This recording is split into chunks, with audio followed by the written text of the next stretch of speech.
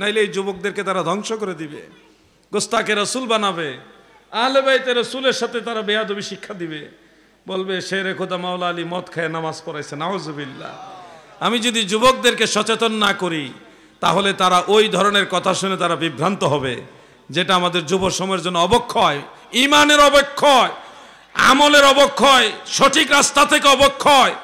আর যদি যুবকরা সঠিক পথে চলতে চায় তাহলে নির্দ্বিধায় আল্লাহর ওলিদের পথে চলতে হবে, যেই পথে চললে নবীর শান বোঝা যায়, যেই পথে চললে নবীর মহব্বত তাজিম বোঝা যায়, যেই পথে চললে নবীর স্ত্রীগণ সাহাবীগণ আহলে বাইতের সম্মান বোঝা যায়, ওলি আল্লাহ মানা যায়, ওই পথে আমাদের যুবকদের চলতে হবে। ঠিক কিনা বলুন? নাহলে সব ধ্বংস হয়ে যাবে। ঈমানের পবিত্রতা রক্ষা যদি আপনি না করেন আপনারা ক্ষতিগ্রস্ত হয়ে যাবেন। বিশেষ করে আমি এই জামানায় খুব চিন্তিত, আমি নিজেই চিন্তিত। কেন? বিশ্বাস করেন, এই মঞ্চে আসার আগে আলহাজ মাওলানা তাজুল ইসলাম চাঁদপুরি সাহেব আর আমি একসাথে বসে হঠাৎ দেখলাম আমাদের ওই বক্তব্যটা একটা সামনে এসে পড়লো। বক্তব্যের সামনে আসার পরে আমি নিজে হেজিটেশনে পড়ে গেছি। আরে উনি কি বলে, কি বলে উনি? আমি টেনশনে পড়ে গেছি। তা আমি টেনশনে পড়ে গেলে আপনাদেরকে টেনশনে পড়া লাগবে না মনে হয়। আমার মতো একটা লোক একটা বক্তব্য শুনে আমি হঠাৎ করে হেজিটেশনে পড়ে গেছি, কনফিউশনের মধ্যে পড়ে গেছি। হায় হায়, এটা যদি সত্য হয় তাহলে তো সমস্যা। আমরাই যদি কনফিউশনে পড়ে যাই তাহলে আপনারা কেমনে কি করবেন? কত কঠিন একটা যুগ আমরা অতিক্রান্ত করছি, কত কঠিন একটা যুগ। এই যুগে ঈমান নিয়ে মরা হলো সবচেয়ে বড় জিহাদ। ঈমান নিয়ে মরা, মৃত্যুবরণ করাটা সবচেয়ে বড় জিহাদ এই যুগে। আমার ভাইরা, কি সেই কথা যেটা শুনে আমি নিজে কনফিউশন হয়ে গেলাম?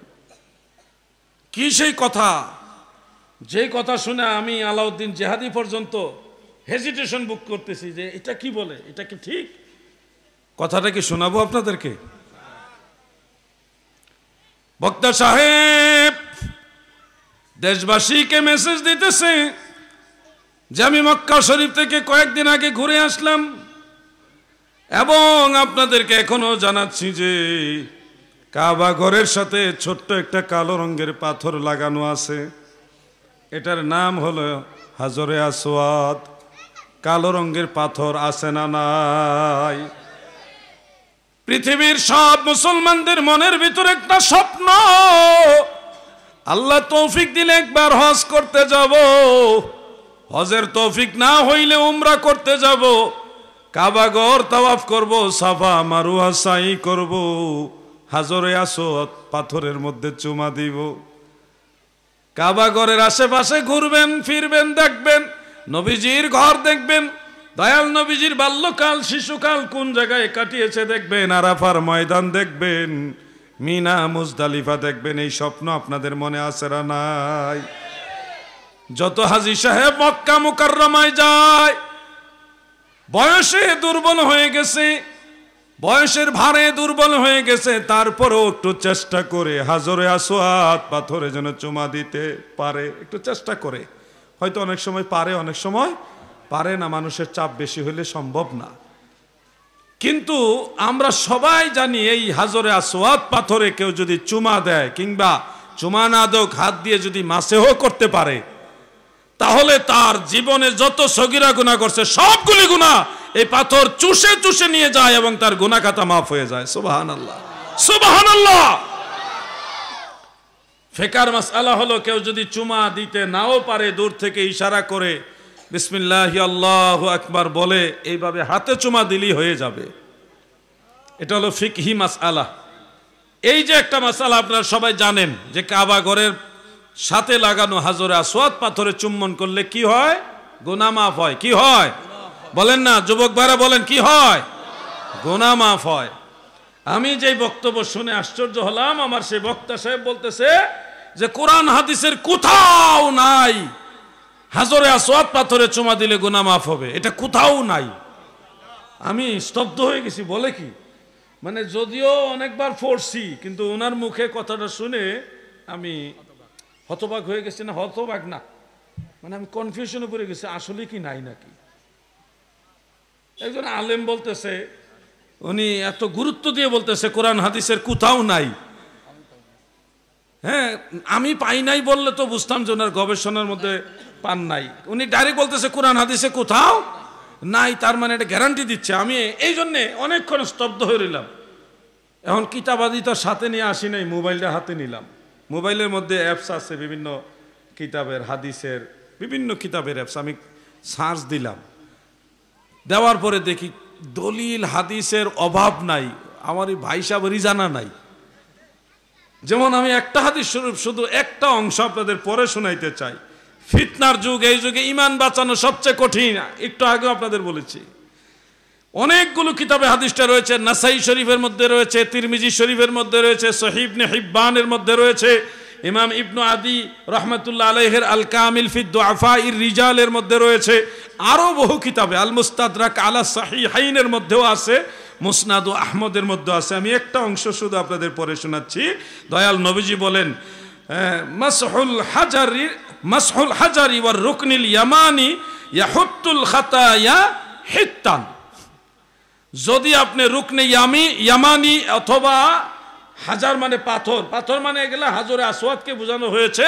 এখানে যদি আপনি মাসহ করতে পারেন, হাত দিয়ে কোনো মতে একটু টাচ করতে পারেন, ছুঁইতে পারেন, মাসাহ করতে পারেন, আল্লাহর রসুল বলেছে তার সকল গুনাহ খাতাগুলি আল্লাহ মাফ করে দিবে। সুবহানাল্লাহ। অনেকগুলো সূত্রে হাদিস বর্ণিত, নবীজির হাদিস শরীফে স্পষ্ট আছে। একেবারে অনেকগুলো কিতাব আছে, সিহাসিত্তার কিতাবও আছে, সিহাসিত্তার বাইরের কিতাবও আছে। আমার ওই ভাই কিন্তু গ্যারান্টি দিয়ে বলছে কাবা ঘরের হাজরে আসওয়াদে সুমা দিলে গুনাহ মাফ হয়, কোরআন হাদিসে কোথাও নাই। এখন যুবক ভাইরা, আপনাদের উদ্দেশ্যে আমার প্রশ্ন, আমি কষ্ট করে এতগুলি কথা বলার উদ্দেশ্য হলো আপনাদেরকে একটা প্রশ্ন করব। কারণ আমার বিষয়বস্তুর সাথে প্রথম যে কথাটা লিখেছেন আপনারা, মেহেরবানি করে লিখেছেন, যুব সমাজের মনস্তাত্ত্বিক চ্যালেঞ্জ। মনস্তাত্ত্বিক চ্যালেঞ্জের মধ্যে আমি আপনাদের কাছে একটা প্রশ্ন রাখবো। আমার যুবক ভাইরা, কলিজার টুকরা আমার যুবক ভাইরা, আপনারা আমাকে উত্তর দিবেন। যারা বক্তব্য দেয় কিন্তু দলিল ছাড়া কথা বলে, তাদের কথাগুলো নিবেন না দলিল সহকারে কথাগুলো নিবেন? আওয়াজ পেয়েছি, উত্তর পেয়েছি, কিন্তু যথোপযুক্ত আওয়াজের মাধ্যমে উত্তর পাইনি। যারা দলিল ছাড়া একটা জিনিসকে না করে দেয়, নিষেধ করে দেয়, সেটা নিবেন নাকি দলিল সহ কথা ওটা নিবেন? কোনটা নিবেন? সবাই বলেন কোনটা নিবেন? এখন যিনি বলেছেন এটা করা যাবে না, কোরআন হাদিসে কোথাও নাই, উনি কিন্তু কোনো রেফারেন্স দেননি। আমি বলেছি আছে, তাও কতগুলো কিতাবের নাম সহকারে, রেফারেন্স সহকারে আপনাদের বলেছি। ঠিক এইভাবে যে কোনো বিষয়ে যুব সমাজ আপনারা চ্যালেঞ্জ দিবেন, যেই বক্তা হোক, যেই হোক, যত ডিগ্রি হোক, তার কথার সাথে যদি কোনো রেফারেন্স না থাকে, সেই কথা যাচাই বাছাই ছাড়া গ্রহণ করা যাবে না।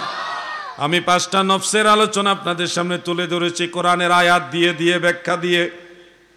আমি ইলমে বাতিন, ইলমে জাহিরের কথাগুলি আপনাদের তুলে ধরেছি। সরাসরি রাসূল পাকের হাদিস শরীফের ইবারত পড়ে পড়ে নামাজের 2টা হালের কথা আপনাদের বলেছি, জাহিরি সালাত আর হাকিকতে সালাত। হুজুরি কালবের কথা বলেছি, রেফারেন্স সহকারে বলেছি।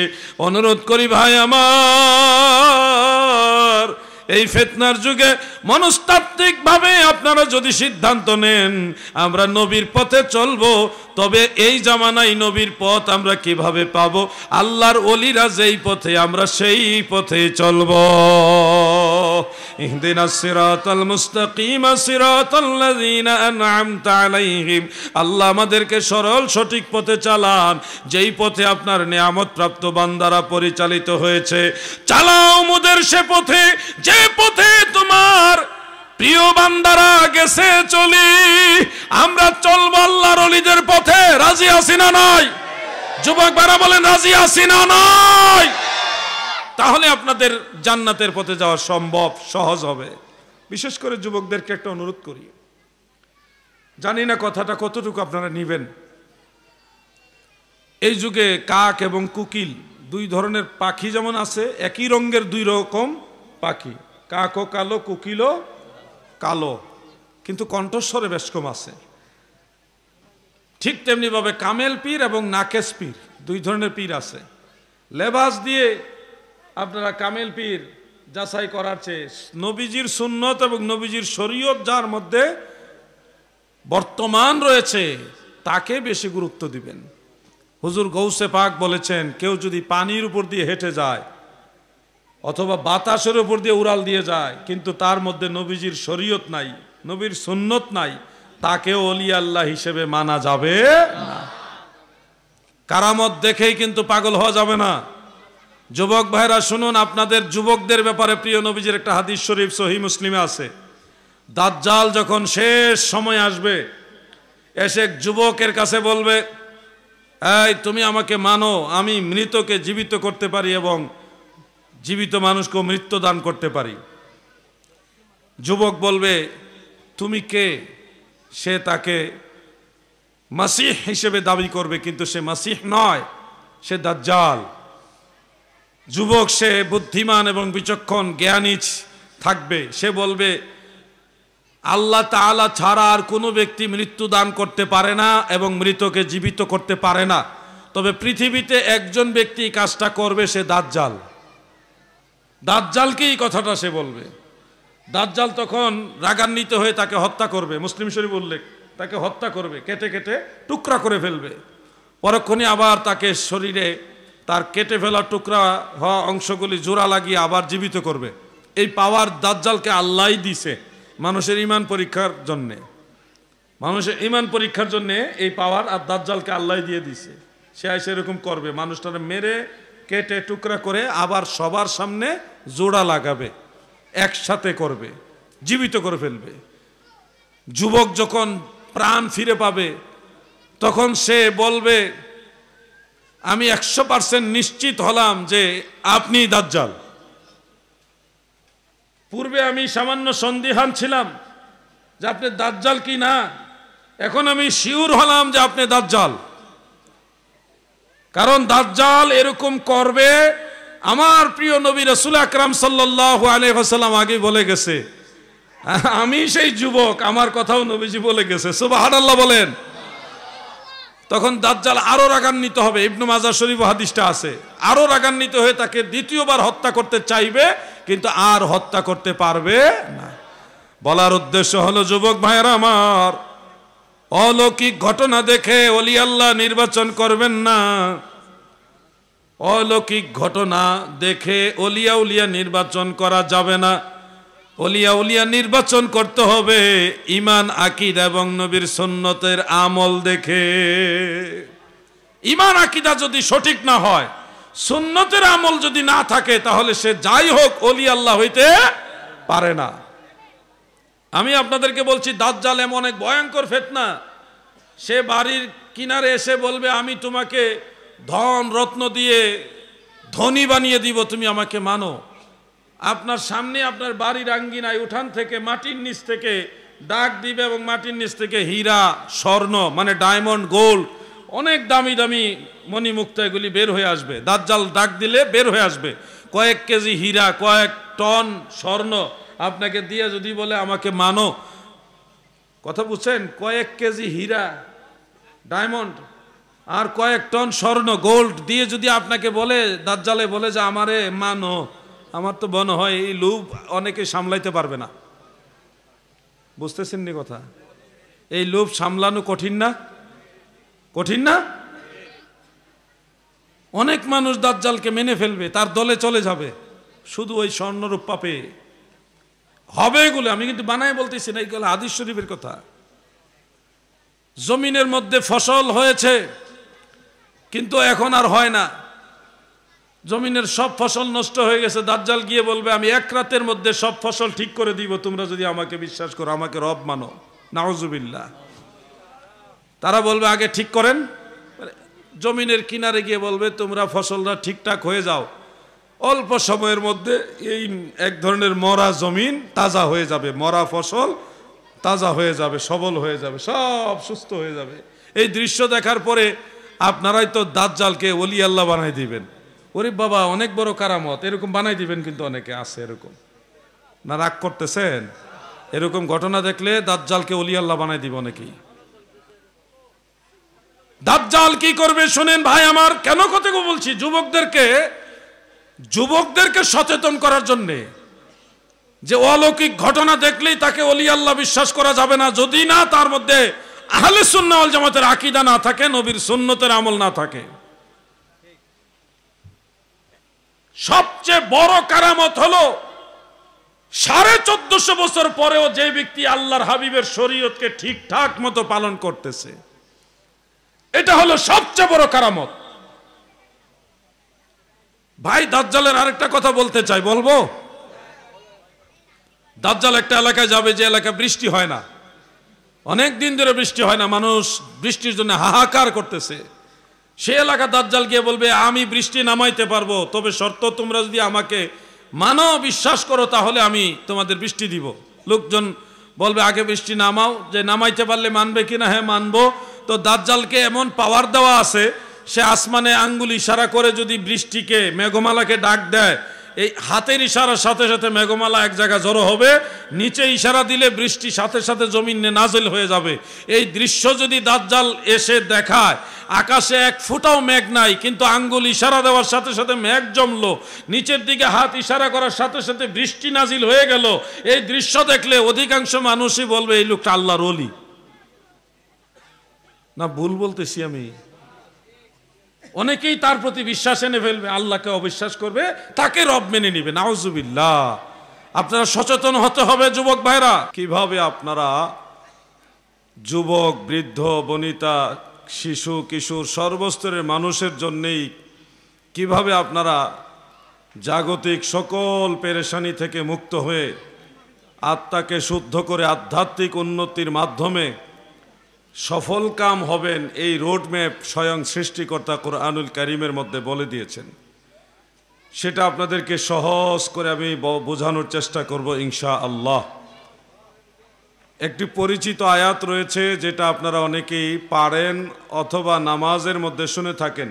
আল্লাহ তাআলা ইরশাদ করেন, বিসমিল্লাহির রহমানির রহিম, قد أفلح من تزكى وذكر اسم ربه فصلى। এখানে আপনাদের এই বিষয়বস্তুর আলোকে একটা সুন্দর সমাধান স্বয়ং সৃষ্টিকর্তা আল্লাহ তাআলা দিয়েছেন। قد أفلح من تزكى, যে নিজেকে শুদ্ধ করেছে, আত্মাকে শুদ্ধ করেছে, তাজকিয়ে নফস করেছে, সে যুবক হোক, বৃদ্ধ হোক, নারী হোক, পুরুষ হোক, যে বা যারা তাজকিয়ে নফস করেছে, আত্মশুদ্ধি করেছে, তারা সফল কাম হবে। কাদ আফলাহা মান তাজাক্কা, আত্মাকে শুদ্ধ করেছে যারা, তারাই সফল কাম হবে। শুদ্ধ করার সাথে সাথে আপনার আরো কিছু কাজ আছে, সেটা আল্লাহ তাআলা বলেন, ওয়া যাকারা ইসমা রাব্বিহি ফাসাল্লা, রবের নামের জিকির এবং নামাজ আদায় করা। এই দুইটা জিনিসকে আল্লাহ তাআলা আত্মশুদ্ধির সাথে সংশ্লিষ্ট করেছেন, নামাজ এবং আল্লাহর জিকির। অন্য আয়াতে কারীমার মধ্যে আল্লাহ তাআলা বলেছেন, এটা আপনাদের অনেকের জানা রয়েছে, قد أفلح من زكاها وقد خاب من دساها। আমার আল্লাহ তাআলা বলেন, আত্মাকে যারা শুদ্ধ করেছে তারাই সফল কাম হবে। যাদের আত্মা অশুদ্ধ, কলুষিত, আমার আল্লাহ বলে তারা সফল কাম হবে না। আপনারা এই সমাধানটাই দুইটা আয়াতের আলোকেই করতে পারবেন। কর্মসূচি আপনাদের নিতে হবে, বিশেষ করে যুবকদের। যুবক ভাইদেরকে বলি, মানুষের নফস হলো 5 প্রকার। বলেন, নফস কয় প্রকার? 5 প্রকার। 5টি নফসের কথা কোরআন এবং হাদিসের মধ্যে উল্লেখ আছে। আমি যদিও এই কথাগুলি এখন বলবো, এই ধরনের কথা অতীতে হয়তো খুব বেশি আলেমদের জবানে শুনেননি, কম শুনেছেন। 5 ধরনের নফস আমাদের সবার আছে। এই 5 ধরনের নফস সম্পর্কে যদি আপনার জ্ঞান না থাকে, তাহলে নামাজ পড়ার পরেও, রোজা রাখার পরেও, অনেক ধরনের বন্দেগী করার পরেও আপনি পরিপূর্ণ সফলতার মুখ দেখতে পারবেন না। যুবক ভাইদের দৃষ্টি আকর্ষণ করছি, মনে রাখবেন, মানুষের একটি নফস রয়েছে, এটার নাম হলো নফসে আম্মারা, যেটা পবিত্র কোরআনুল কারীমের সূরা ইউসুফের মধ্যে, ইন্নান নাফসা লাআম্মারাতুন বিসসুই এইভাবে আল্লাহ তাআলা উল্লেখ করেছেন কুলুষিত আত্মা, যে আত্মা কখনো ভালো কাজের দিকে তাকে উৎসাহিত করে না, সব সময় শুধু মন্দ কাজের দিকে উৎসাহিত করে। সব সময় এই ক্যারাম বোর্ড খেলা, লুডো খেলা, তারপরে ওই শতরঞ্জ যেটাকে বলা হয়, দাবা খেলা, ক্রিকেট খেলা, ফুটবল খেলা, বিভিন্ন ধরনের খেলা, এগুলির দিকে তাকে আন্তরিকতা বাড়ায়া রাখে। নামাজের দিকে তার মন যায় না, রোজার দিকেও যায় না, মা বাবার অনুগত সে থাকতে চায় না, ভালো মাহফিলের দিকে, ভালো মজলিসের দিকে সে উৎসাহিত হয় না, অনুগামী হয় না। বরং যে সকল মজলিসে বন্ধু বান্ধব মিলে বিভিন্ন ধরনের রস গল্প করে, হাস্যরস করে, বিভিন্ন ধরনের আজগবি কথা বলে, ওই ধরনের মজলিসের দিকে তাকে সবসময় মন যেতে আগ্রহী করে। এই ধরনের আত্মা যাদের আছে, সেই আত্মাগুলো হলো নফসে আম্মারা, কুলসিত আত্মা। এই ধরনের আত্মা যাদের রয়েছে, তারা দুনিয়া এবং আখিরাতে ক্ষতিগ্রস্ত হবে, তারা পরকালে জাহান্নামের আগুনে জ্বলবে। আপনারা এই জাহান্নামের আগুনে জ্বলতে চান? তাহলে নফসে আম্মারা থেকে উন্নত হয়ে আপনাকে যেতে হবে নফসে লাওয়ামা এর স্তরে। নফসে লাওয়ামা এর কথা পবিত্র কোরআনের সূরা কিয়ামাহ এর শুরুর দিকে দ্বিতীয় আয়াত আল্লাহ তাআলা বলেছেন, ওয়ালা উকসিমু বিন-নফসিল লাওয়ামা। এইভাবে আল্লাহ তাআলা নফসে লাওয়ামা এর কসম করেছেন। এই নফসের খাসিয়ত শুনেন, এদিকে তাকান, মনোযোগ দেন। সাবজেক্ট যেমন, আলোচনাও তেমন। আমি আলোচনা করব, আপনারা আলোচনা মনোযোগ দিয়ে শুনবেন এবং বাস্তবে আমল করবেন। নফসে লাওয়ামা হলো ওই ধরনের নফস, যেই ধরনের নফসের মানুষ এখানে অনেকেই আছেন। কোন ধরনের নফস? যেই ধরনের নফসওয়ালা মানুষগুলির আত্মা বা মন বা নফস এরকম যে সে ভালো কাজ মন্দ কাজ চিনে, কিন্তু ভালো কাজে আগ্রহী হয় না, মন্দ কাজ করে, আবার অনুতপ্ত হয় যে এই কাজটা যদিও মন্দ কাজ, এটা করা আমার ঠিক না, এটা সে জেনে শুনেই করছে। নফসে আম্মারা হলো সে এটা যে মন্দ কাজ, এটারে মন্দই মনে করে না, এটা তার নিজের কাজ মনে করে, পাপ কাজটাকে তার নিজের কাজ মনে করে। আর নফসে লাওয়ামা এর স্তরের যে নফসগুলো, এগুলির কাজ হলো সে একটা মন্দ কাজ করে এবং সে মনে মনে এটাও ভাবে যে এটা ভালো কাজ না, যদিও আমি করছি। এটাকে বলা হয় নফসে লাওয়ামা। মনে রাখবেন, এগুলি কোরআনের কথা, কোনো মুফাসসিরের কথা বলছি না, মুফতি সাহেবানদের কথা বলছি না, আল্লাহর কথা বলছি। আল্লাহ তাআলা মানুষকে নফসের কথা বলেছে, সেই নফসের আলোচনা একেবারে নাই বললেই চলে। সেই নফসে লাওয়ামা এর স্তরের লোক কিন্তু এখানে আছেন, যারা অনেক মন্দ কাজ করেন, আবার এটাও ভাবেন যে এই কাজটা ঠিক না, অনুতপ্ততা হৃদয়ের মধ্যে জাগ্রত হয়। এই নফস থেকে আরেকটু উন্নত নফস হলো, মনে রাখবেন এই কথাগুলো, এই নফস থেকে আরেকটু উন্নত নফস হলো নফসে মুলহেমা। নফসে মুলহেমা বলেন, নফসে মুলহেমা। এটাও কোরআনুল কারীমের মধ্যে রয়েছে, ওয়া নাফসিন ফাসাওয়াহা ফাআলহামাহা ফুজুরাহা ওয়া তাকওয়াহা। এই আয়াতের মধ্যে নফসে মুলহেমার কথা আল্লাহ তাআলা বলেছেন, এখানে ওই নফসের কসম করেছেন। এই নফসের মূল মাকসাদ হলো বা অভ্যাস খাসিয়ত হলো সে মন্দ কাজও করে, ভালো কাজও করে, দুটাকেই সে বুঝে, কিন্তু নফসে লাওয়ামা মন্দ কাজটা করে অনুতপ্ত হয়, আর নফসে মুলহেমাটা হলো মন্দ কাজটা করে অনুতপ্ত হয় এবং বিরত হওয়ারও চেষ্টা করে। ওই দুই নফসের মধ্যে এটুকু বেশ কম। এই নফসের লোক এইখানে সবচেয়ে বেশি আছেন, যারা মন্দ কাজও করে, আবার এটা অনুতপ্ত হয় এবং না করারও চেষ্টা করে, কিন্তু অনেক সময় ঠেলাই পড়ে, চাপে পড়ে, পরিস্থিতির শিকার হয়ে এটা করে। ব্যাংকে চাকরি করা যাবে কিনা হুজুর, এই প্রশ্ন যারা করেন, তাদের সবার নফস হলো নফসে মুলহেমা। নফস কি? নফসে মুলহেমা। এরপরে আরো একটু উন্নত নফস, যারা মোটামুটি ভালো কাজ করার চেষ্টা করে, মন্দ কাজ থেকে বিরত থাকারও চেষ্টা করে, এটাকে বলা হয় নফসে মুহদ্দেস। এটা হাদিস শরীফ থেকে এসছে। হযরতে মুজাদ্দিদ আল ফিসানি রহমাতুল্লাহ আলাইহি মাকতুবাত ইমামে রব্বানি সেই কিতাবের মধ্যে এই নফসের ব্যাখ্যা দিয়েছেন।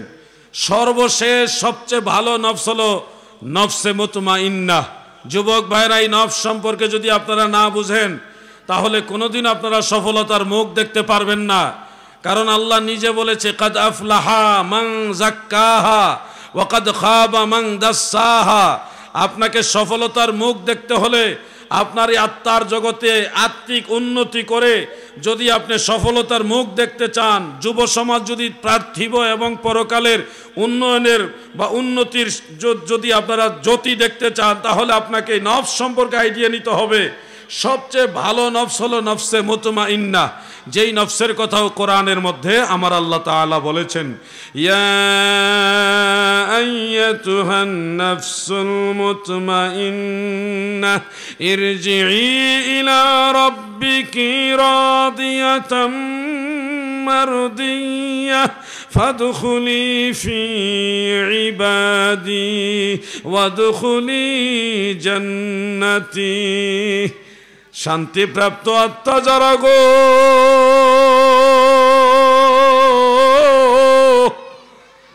তোমরা সন্তুষ্টি চিত্তে রবের দিকে প্রত্যাবর্তন করো। নফসে মুতমাইন্না হলো ওই সমস্ত লোক যারা জেনে মানে সজ্ঞানে কখনো গুনার কাজে জড়িত হয় না, জেনে শুনে কোনো পাপ কাজে শরিক হয় না। প্রয়োজনে নামাজ একটু দূরে যায় পরে, তারপর নামাজ যেন নষ্ট না হয় এই চিন্তা করে হক্কানি রব্বানি ইমাম সাহেবের পিছনে গিয়ে নামাজ পড়ে, নামাজ কাজা করে না, সুদ খায় না, ঘুষ খায় না, হারাম কাজে জড়িত হয় না, মিথ্যা কথা বলে না, কারো হক নষ্ট করে না। তার হৃদয়ের মধ্যে সবসময় একটা চিন্তা বিরাজ করে, এই কাজটা আমার করা ঠিক হবে না, এটা যদি করি আমার আখেরাত নষ্ট হয়ে যাবে, পরকালে আমি আল্লাহর আদালতে আসামি হয়ে যাব। এই চিন্তায় যেই নফস বিভোর হয়ে থাকে, সেই নফসের নাম আমার আল্লাহ তাআলা দিয়েছে নফসে মুতমাইন্না। আমার দাদু গো, একটা সমাজের মধ্যে সবচেয়ে কম হলো নফসে মুতমাইন্নার স্তরের লোক। এই স্তরে যারা গিয়েছে তারা চাইলে আমার আল্লাহর ওলি হইতে পারবে। এই পাঁচটা নফসের কথা কোরআনুল কারীমের মধ্যে আছে। আমি আলোচনাগুলো করলাম, দলিল সহকারে, কোরআনের আয়াত সহকারে আপনাদের শোনালাম। এখন নিজেদের আত্মার অবস্থা যদি উন্নত না করেন তাহলে আপনারা বিপদগ্রস্ত হবেন। অন্ধ হয়ে মরবেন না, অন্ধ হয়ে মরবেন না। এই অন্ধ মানে চর্মচক্ষের অন্ধত্বের কথা বলছি না, জ্ঞান চক্ষের অন্ধত্ব নিয়ে মরবেন না। যদি অন্ধত্ব নিয়ে মরেন, আল্লাহ না চিনে মরেন, রসুল পাক সাল্লাল্লাহু আলাইহি ওয়াসাল্লামকে না চিনে না বুঝে মরেন, তাহলে আখিরাতে অন্ধ হয়ে উঠবেন, কোনো কিছু চিনবেন না, বুঝবেন না। মান কানা ফি হাযিহি আ'মা ফাহুয়া ফিল আখিরাতি আ'মা। এই দুনিয়া থেকেই আল্লাহকে চিনে বুঝে আল্লাহকে জেনে তারপরে মরতে হবে। আল্লাহকে জানার সেই বিদ্যাকে বলা হয় ইলমে মারিফত। ইলমে মারিফত আপনাদেরকে অর্জন করতে হবে। ইলমে মারিফত অর্জন করার জন্য পাহাড়ের উপর উঠতে হবে না, আল্লাহ তাআলা অনেক সহজ করে দিয়েছে। মারিফত কোথায় থাকে?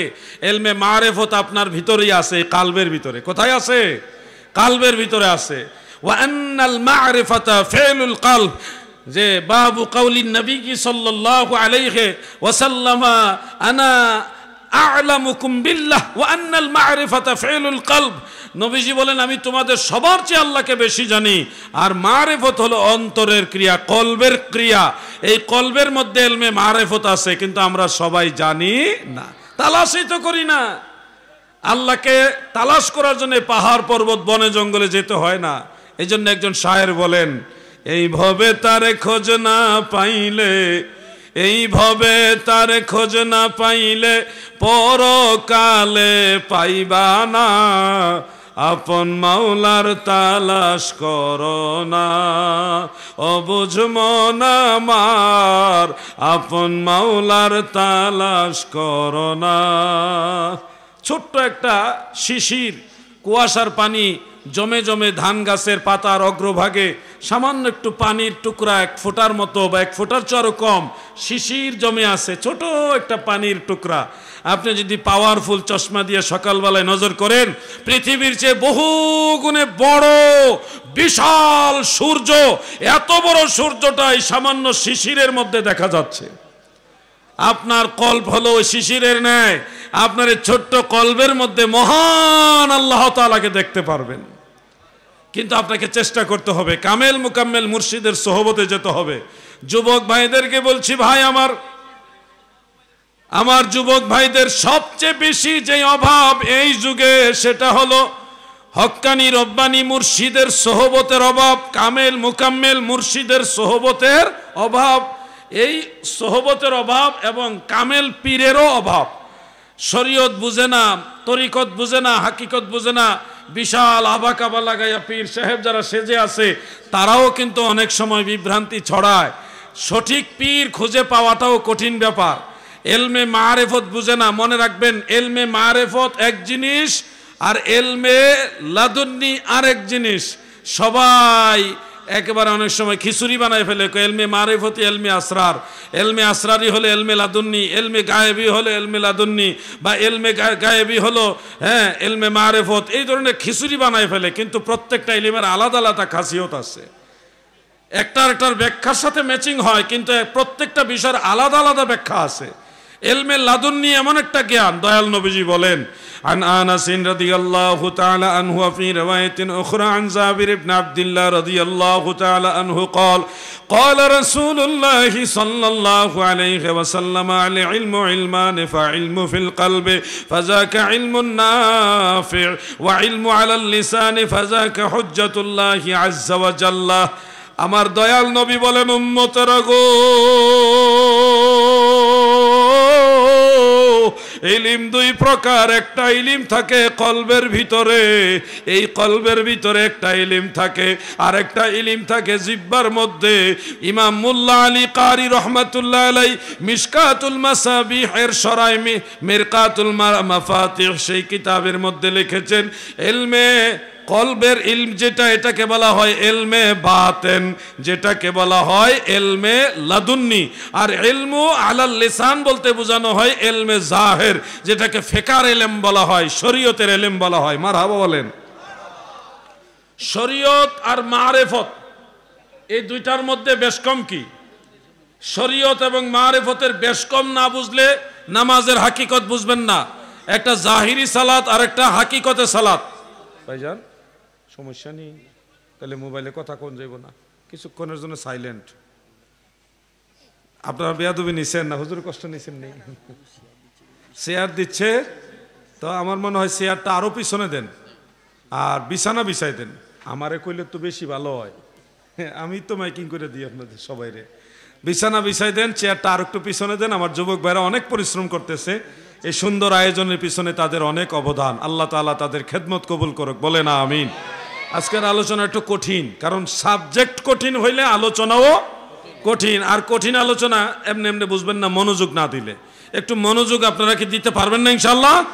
একটু জিকির করেন, যেহেতু আল্লাহ তাআলা বলেছে সফলতা দেখতে হলে জিকিরও লাগে। ওয়া যাকারা আসমা রাব্বিহি ফাসাল্লাহ। আসেন আমরা একটু সময় জিকির করি। আমার ভাইরা, যুবক ভাইরা বিছনাটাও বিছাই দাও, সবাই জিকির করেন। ইসমে জাত আল্লাহ আল্লাহ আল্লাহ আল্লাহ আল্লাহ আল্লাহ। ডাকো ছোট ভাইরা, ডাকো আল্লাহ আল্লাহ আল্লাহ আল্লাহ আল্লাহ। আওয়াজ নাই কেন? তোমরা কি পাওয়ার নাই? আল্লাহ আল্লাহ। মাশাআল্লাহ মাশাআল্লাহ, এত সুন্দর আওয়াজ হচ্ছে।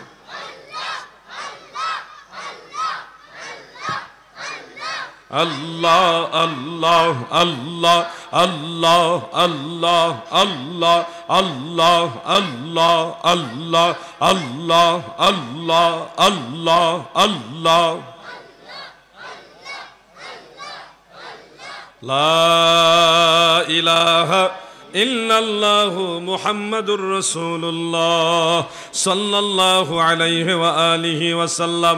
আমার যুবক ভাইয়েরা, মুরব্বী বাবারা, মন দিয়ে শুনুন। এই যে দুই ধরনের এলেম আছে, দুইটা এলেম যদি না বুঝেন তাহলে নামাজও বুঝবেন না। নামাজের দুইটা হাল, একটা জাহিরি সালাত মানে সূরা পড়া, কেরাত পড়া, রুকু করা, সেজদা করা, রুকুর তসবিহ পড়া, সেজদার তসবিহ পড়া, তাশাহুদ পড়া, দুরূদ শরীফ পড়া, দোয়ায়ে মাসুরা পড়া, সালাম দেওয়া, আরও ইত্যাদি। এই যে টোটাল নামাজটা মুখে মুখে পড়বেন, শুদ্ধ করে পড়বেন, তরতিব রক্ষা করে পড়বেন, এটা হলো জাহিরি সলাত। এটা কি? জাহিরি সলাত। কিন্তু এই সলাতের ভিতরে আরেকটা অবস্থা রয়েছে, এটাকে বলা হয় হাকিকতে সলাত। ওই হাকিকতে সলাত যদি আপনি না বুঝেন তাহলে আপনার এই নামাজ আসমান পর্যন্ত পৌঁছবে না। কারণ দয়াল নবীজি বলেছেন, عن أبي أمامة رضي الله تعالى عنه قال قال رسول الله صلى الله عليه وسلم إن الله تعالى لا يقبل من عملكم إلا ما كان له خالصا رواه النسائي إسناده صحيح حضرت আবু উমামা বাহিলি রাদিয়াল্লাহু আনহু থেকে বর্ণিত তিনি বলেন আল্লাহর হাবিব বলেন উম্মতেরা গো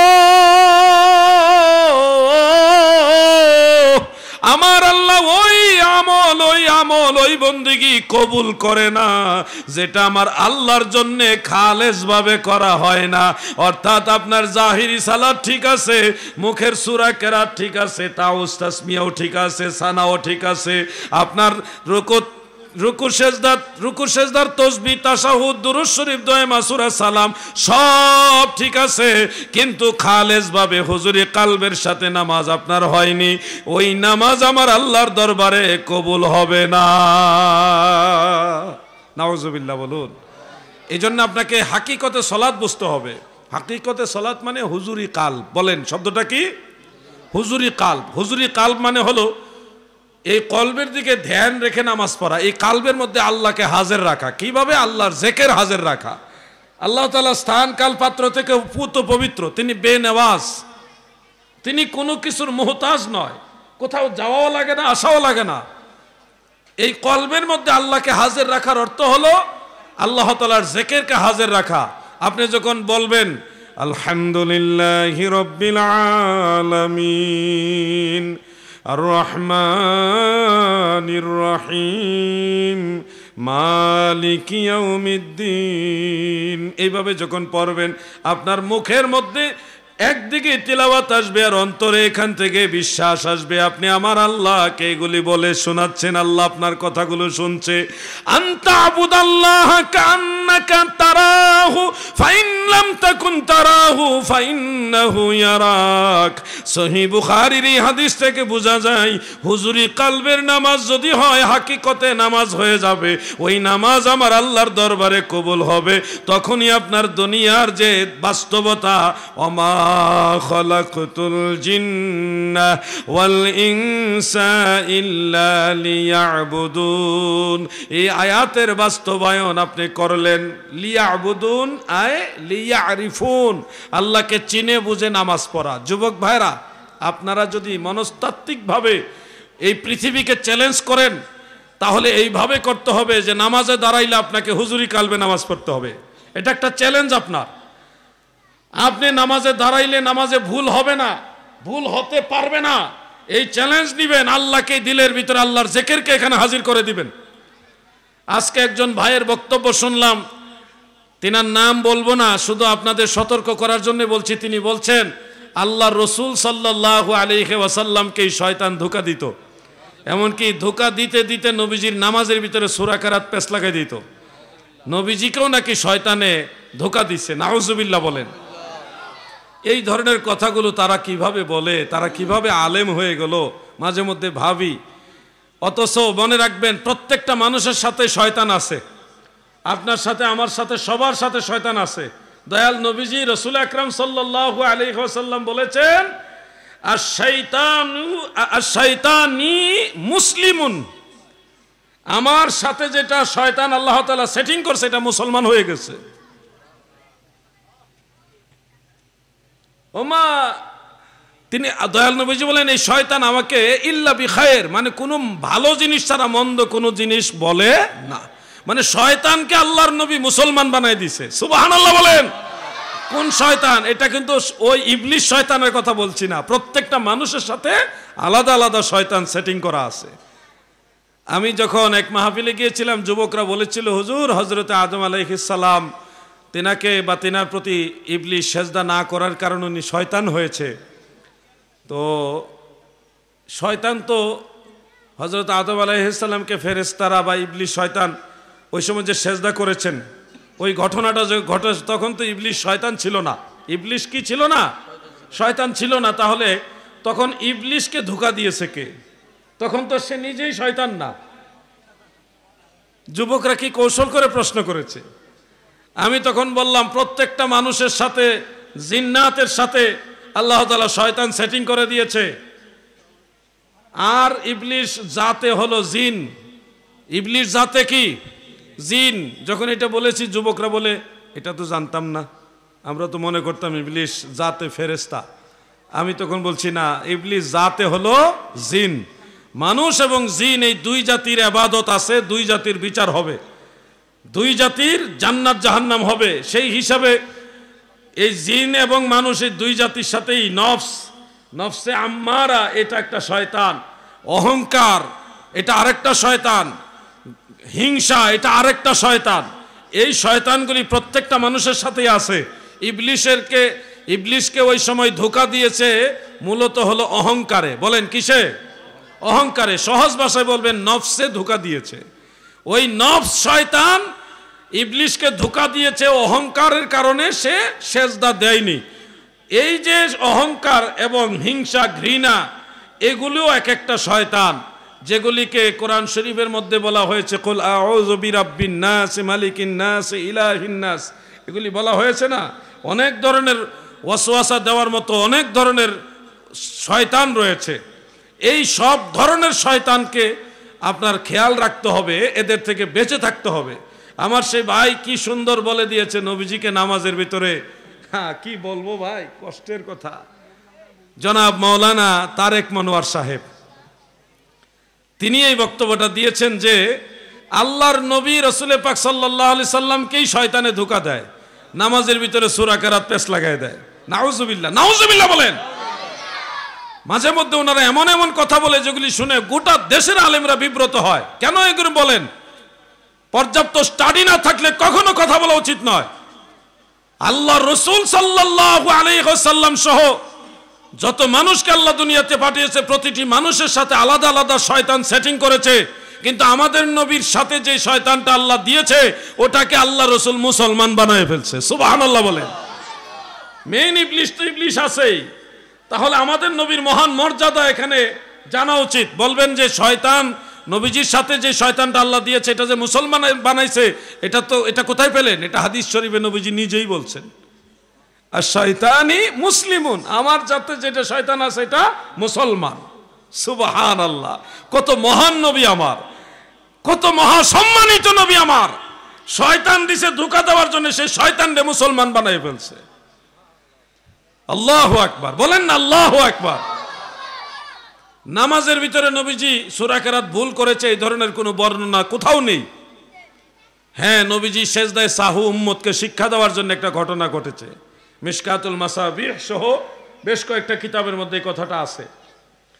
দয়াল নবীজি জোহরের নামাজ কিংবা আসরের নামাজ পড়াতে গিয়ে 3 রাকাতে সালাম ফিরিয়ে ফেলেছেন। নামাজ হলো 4 রাকাতের, কিন্তু সালাম ফিরিয়েছে 3 রাকাতে। কোনো কোনো বর্ণনায় কম বেশি আছে। এখন একজন সাহাবী, ওনার হাত লম্বা, জুল ইয়াদাইন, লম্বা হাতওয়ালা একজন সাহাবী, তিনি নবীজির কাছে এসে বললেন, ইয়া রাসূলুল্লাহ, নামাজ কি আল্লাহ তাআলা কমিয়ে দিয়েছে নাকি আপনি ভুলে গেছেন? কেন হে আমার সাহাবী, কেন?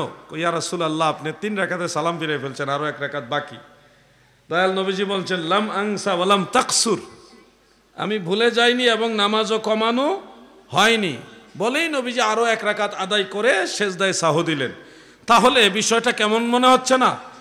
যে 4 রাকাতের নামাজে নবীজি 3 রাকাতে সালাম ফিরালেন। সাহাবী প্রশ্ন করলেন, ইয়া রাসূলুল্লাহ, আপনি কি ভুলে গেছেন না আল্লাহ নামাজ কমায় দিছে?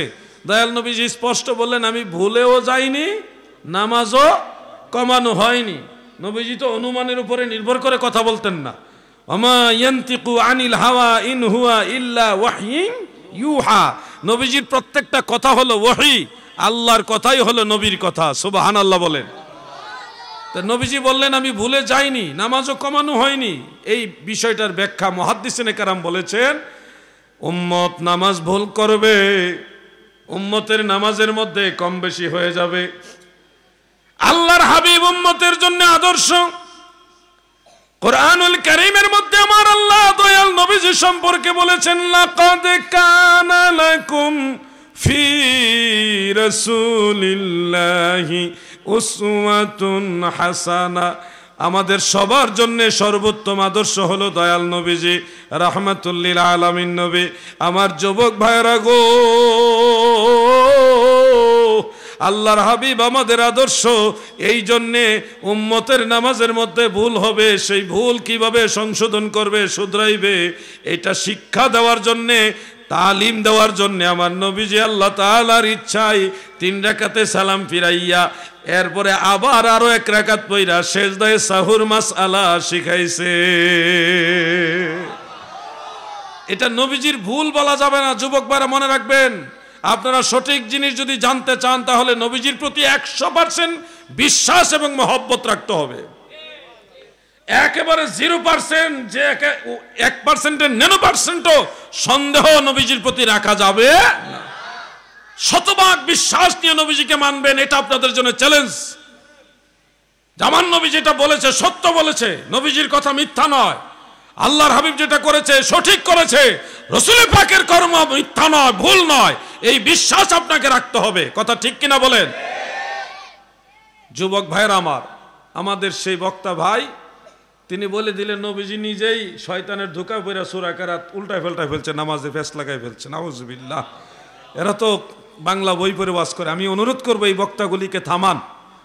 এই বক্তা কয়েকটার কারণে তাদের দলের 12টা বেজে যেতেছে। ভোট যে কয়টা ভালো পাইতো ওই ভোটও কমে যাইতেছে। দলের 12টা বেজে যেতেছে 3-4টা বক্তার কারণে। এদেরকে থামান, থামান এদেরকে, নাইলে আপনাদের ক্ষতি হচ্ছে, আপনাদেরই ক্ষতি চলে আসতেছে, আপনাদের 12টা বাজাই দিতেছে। আমি একটা ভালো পরামর্শ দিলাম, আর কি ভালো পরামর্শ দিলাম, এদেরকে থামান, এদেরকে আরো স্টাডি করার জন্য বলেন। কয়েকদিন দয়াল নবীজির স্ত্রী আমাদের মা হযরতে খাদিজাতুল কুবরা রাদিয়াল্লাহু তাআলা আনহা জীবনে 1 ওয়াক্ত নামাজও পড়ে নাই। নাউজুবিল্লাহ বলেন। অথচ আল্লাহর রাসূল সাল্লাল্লাহু আলাইহি ওয়াসাল্লাম মেরাজে যাওয়ার আগেও 2 ওয়াক্ত নামাজ পড়তেন। সকালে 1 ওয়াক্ত, সন্ধ্যায় আরেক ওয়াক্ত, আর গভীর রাত্রে পড়তেন তাহাজ্জুদ নামাজ। এটা নবীজির জন্য স্পেশাল। কোরআন শরীফের মধ্যে আছে ফাতাহাজ্জাদ বিহি নাফিলাতান লাক আসা আইয়াবআসাকা রাব্বুকা মাকামাম মাহমুদা। ও যুবক ভাই মনে রাখবেন, রাসূল পাক সাল্লাল্লাহু আলাইহি ওয়াসাল্লাম এবং সাহাবায়ে কেরাম নবীজির পবিত্র স্ত্রীগণ, তিনাদের প্রতি সম্মান দিয়ে কথা বলতে হবে। কোনো বিষয় না জানলে এই ব্যাপারে জেনে কথা বলতে হবে। না জেনে আল্লাহর রাসূলের সাথে, নবীজির স্ত্রীগণের সাথে, নবীজির সাহাবীদের সাথে বেয়াদবি করা যাবে না। এই শিক্ষা আমাদেরকে ইসলাম দেয়নি, তিনাদের সম্মান করার শিক্ষা ইসলাম দিয়েছে। আমি দেখলাম ওই বক্তকে জায়েজ বানাইবার জন্য অন্যান্য বক্তারা আবার সাপোর্ট দিতেছে। কই মেরাজে যাওয়ার আগে তো মা খাদিজা ইন্তেকাল হয়ে গেছে, ওই সময় তো নামাজই ছিল না, তাহলে নামাজ পড়বে কিভাবে? এই বুকা মৌলভী সাহেব জানে না এর আগেও নবীজি নামাজ পড়েছেন। মেরাজে গিয়ে তো 5 ওয়াক্ত নামাজ আনছে। মেরাজের আগেও যে নামাজ ছিল উনি তো জানেই না, উনি জানেন। এখন এই কথা আমি কোথায় পেলাম? আমি কোথায় পেলাম যে মেরাজের আগেও নামাজ ছিল? দলিল কয়েকটা নোট করে রাখেন। প্রথমত হলো ইমাম বুখারীর উস্তাদ, যিনি 6 থেকে 10 লক্ষ হাদিস মুখস্থ জানতেন, ইমাম আহমদ বিন হাম্বল রহমাতুল্লাহ আলাইহি, তিনার মুসনাদের মধ্যে উল্লেখ 52 খণ্ড কিতাবটা। কত খণ্ড? 52 খণ্ড। আপনি ইচ্ছা করলে একা নিতে পারবেন না, এত বড় কিতাব একা নিতে পারবেন না, ওজন এটা অনেক বড় লম্বা কিতাব। হ্যাঁ, প্যাকেট করলে আবার হয়তো সম্ভব অনেকের দ্বারা, বাজে প্যাকেট করলে। সেই কিতাবে উল্লেখ। আরেকটা কিতাব আছে প্রায় 1200 বছরের আগের কিতাব, ওটার নাম তাবাকাতুল কুবরা। তাবাকাতুল কুবরা ইমাম মুহাম্মদ ইবনু সাদ রহমাতুল্লাহ আলাইহির লেখা, 1200 বছরের আগের কিতাব। আরেকটা কিতাব হলো ইমাম ইবনু হাজার আসকালানি রহমাতুল্লাহ আলাইহির আল ইসাবা ফি তামিজিস সাহাবা। আরেকটা হলো ইমাম আবু নুআইম ইসফাহানি রহমাতুল্লাহ আলাইহির মারিফাতুস সাহাবা, সেই কিতাবের মধ্যে উল্লেখ রয়েছে। এছাড়াও মাজমুআয়ে জাওয়াইদ ইমাম নূরউদ্দিন হাইসামি রহমাতুল্লাহ আলাইহির সেই কিতাবে, এবং মুআজামুল কবির লিতাবারানির মধ্যে বিশুদ্ধ সনদ উল্লেখ রয়েছে। কানা রাসূলুল্লাহি সাল্লাল্লাহু আলাইহি ওয়াসাল্লাম ইউসাল্লি ওয়া তুসাল্লি মাআহু খাদিজা। সুবহানাল্লাহ। আমার নবীজি নামাজ আদায় করতেন, আমার দয়াল নবীজির সাথে আমাদের মা খাদিজাও নামাজ আদায় করতেন। বাংলা বই পড়ে ওয়াজ করলে হবে না। অমুক হুজুরে লেখছে বাংলা বই, এই বাংলা বই পড়েই ওয়াজ করলে হবে না, আরবি কিতাব পড়তে হবে, মূল জিনিস জানতে হবে। যুবক ভাইয়েরা গো, এই ফিতনার যুগে আপনারা যদি ঈমান বাঁচাইতে চান, যদি আল্লাহ এবং আল্লাহ রসুলের পথে চলতে চান, আমি আপনাদের অনুরোধ করি, যারা আগের যুগের বড় বড় ইমাম ছিলেন, যারা মুজতাহিদ ছিলেন, যারা আল্লাহর ওলি ছিলেন, ওই ধরনের আল্লাহর ওলিদের অনুসারী হয়ে যান। যদি জান্নাতে যাইতে চান সেই পথের অনুসারী হন। নয়া নয়া যত ফতোয়া আসবে, নতুন নতুন যত কথা আসবে, এগুলি নিবেন না, বরং শেরে বাংলা আল্লামা আজিজুল হক সাহেব রহমতুল্লাহ আলাইহি যেই পথে, আমরা মদিনা ওয়ালার কদমে ওই পথে রওনা হব। ওলি আল্লাহর বাংলাদেশ, এই শহীদ গাজীর বাংলাদেশ, শাহজালালের বাংলাদেশ, এই শাহপরানের বাংলাদেশ, রহম করুন আল্লাহ, রহম করুন আল্লাহ। আল্লাহ আপনার পথে শহীদ যারা, আপনার পথে শহীদ যারা, আমরা তাদের বংশধর, রহম করুন আল্লাহ, কবুল করুন আল্লাহ। বলুন ওলি আল্লাহর এই শহীদ গাজীর বাংলাদেশ, রহম করুন আল্লাহ, রহম।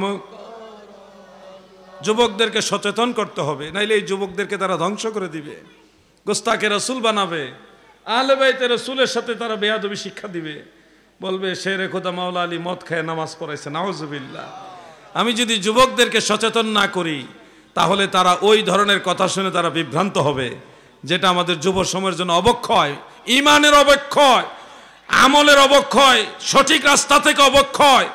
আর যদি যুবকরা সঠিক পথে চলতে চায়, তাহলে নির্দ্বিধায় আল্লাহর ওলিদের পথে চলতে হবে, যেই পথে চললে নবীর শান বোঝা যায়, যেই পথে চললে নবীর মহব্বত তাজিম বোঝা যায়, যেই পথে চললে নবীর স্ত্রীগণ, সাহাবীগণ, আহলে বাইতের সম্মান বোঝা যায়, ওলি আল্লাহ মানা যায়, ওই পথে আমাদের যুবকদের চলতে হবে। ঠিক কিনা বলুন? নাহলে সব ধ্বংস হয়ে যাবে। ইমানের পবিত্রতা রক্ষা যদি আপনি না করেন, আপনারা ক্ষতিগ্রস্ত হয়ে যাবেন। বিশেষ করে আমি এই জমানায় খুব চিন্তিত, আমি নিজেই চিন্তিত। কেন?